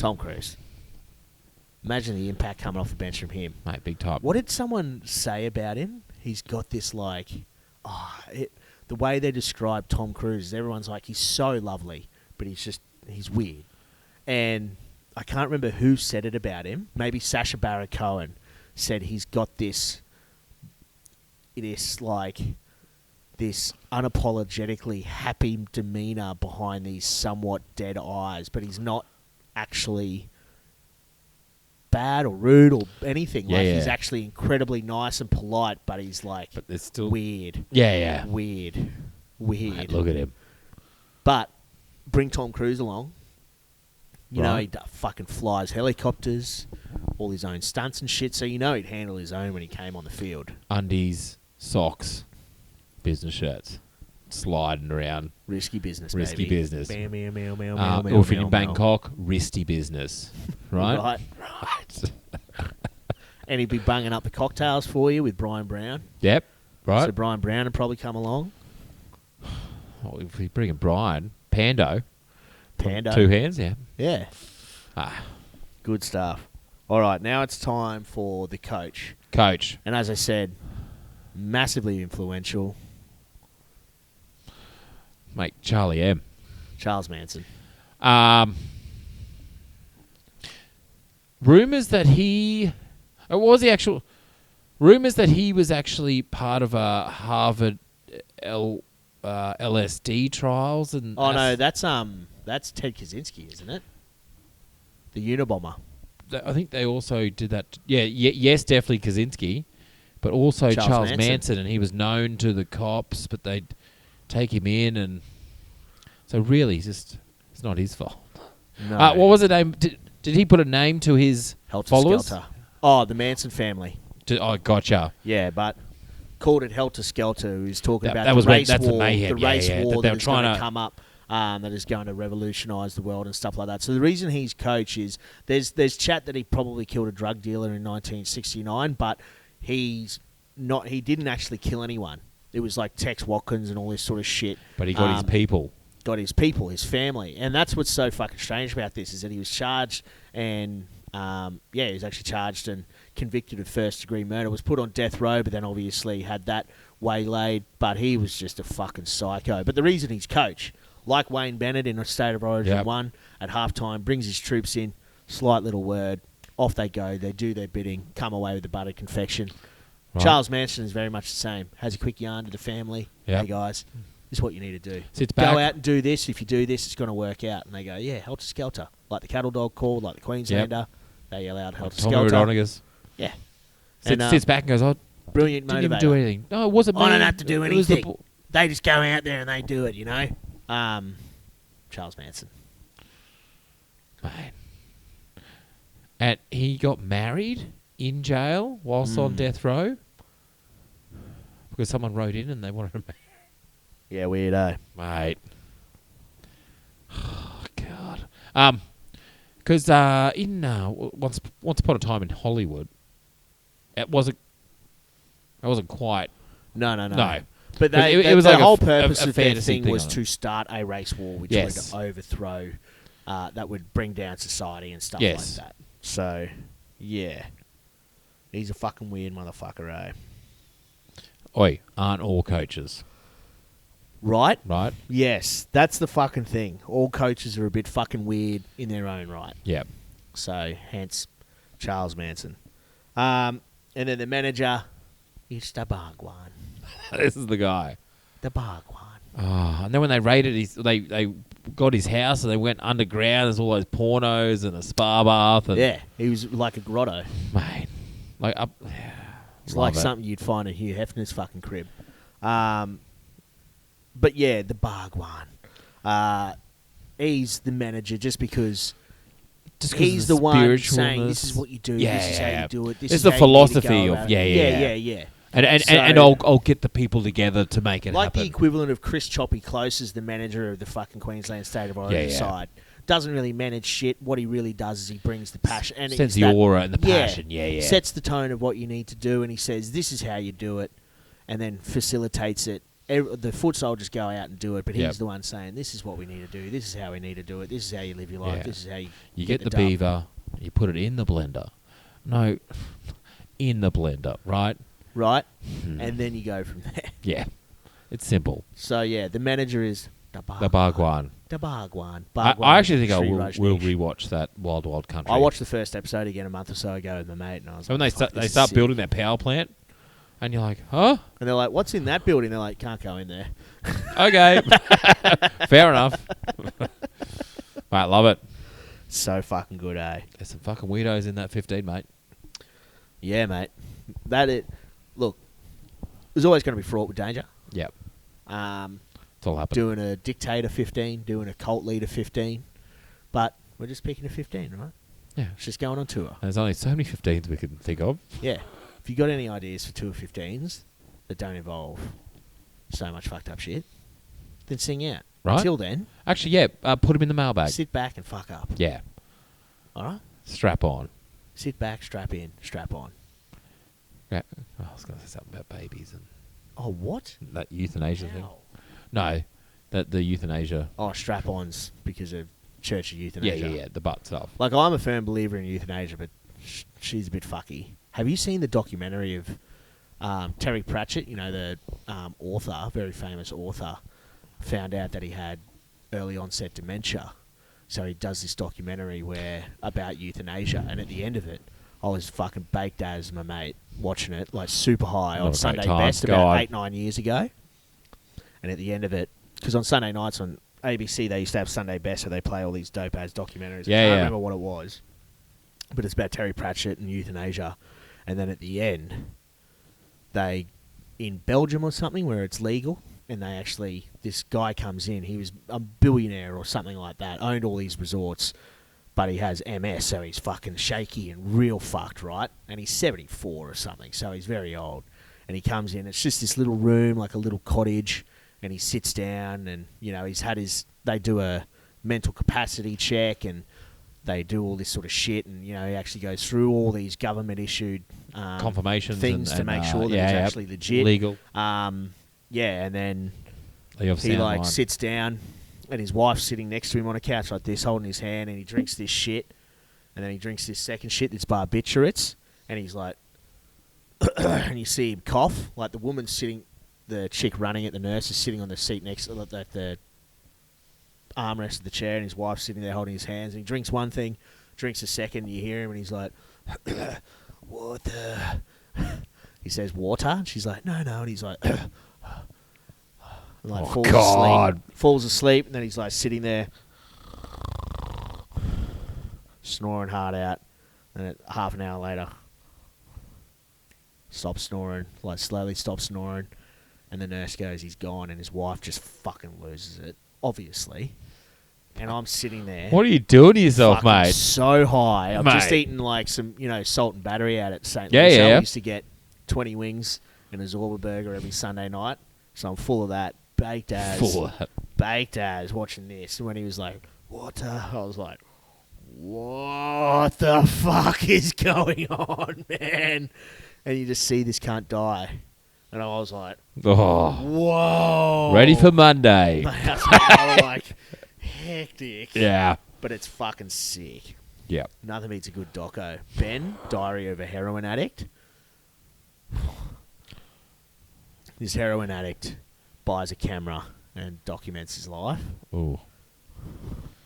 Gets a bit gritty. Oi, yeah, man. Shit, Just yeah. go to Documentary Heaven and they're all on there, man. Nothing beats a good doco. Shit, yeah. All right. Thanks for tuning in, everybody. Follow us on Facebook, Instagram, Twitter, and email and all that sort of stuff. PickAthleticClub.com. Get your tickets to Battlers Ball. Yeah. Big Fat Darc. Jaybor, Thanks for joining us again. thanks for having me. And Toodle Pip. We'll see you all next week.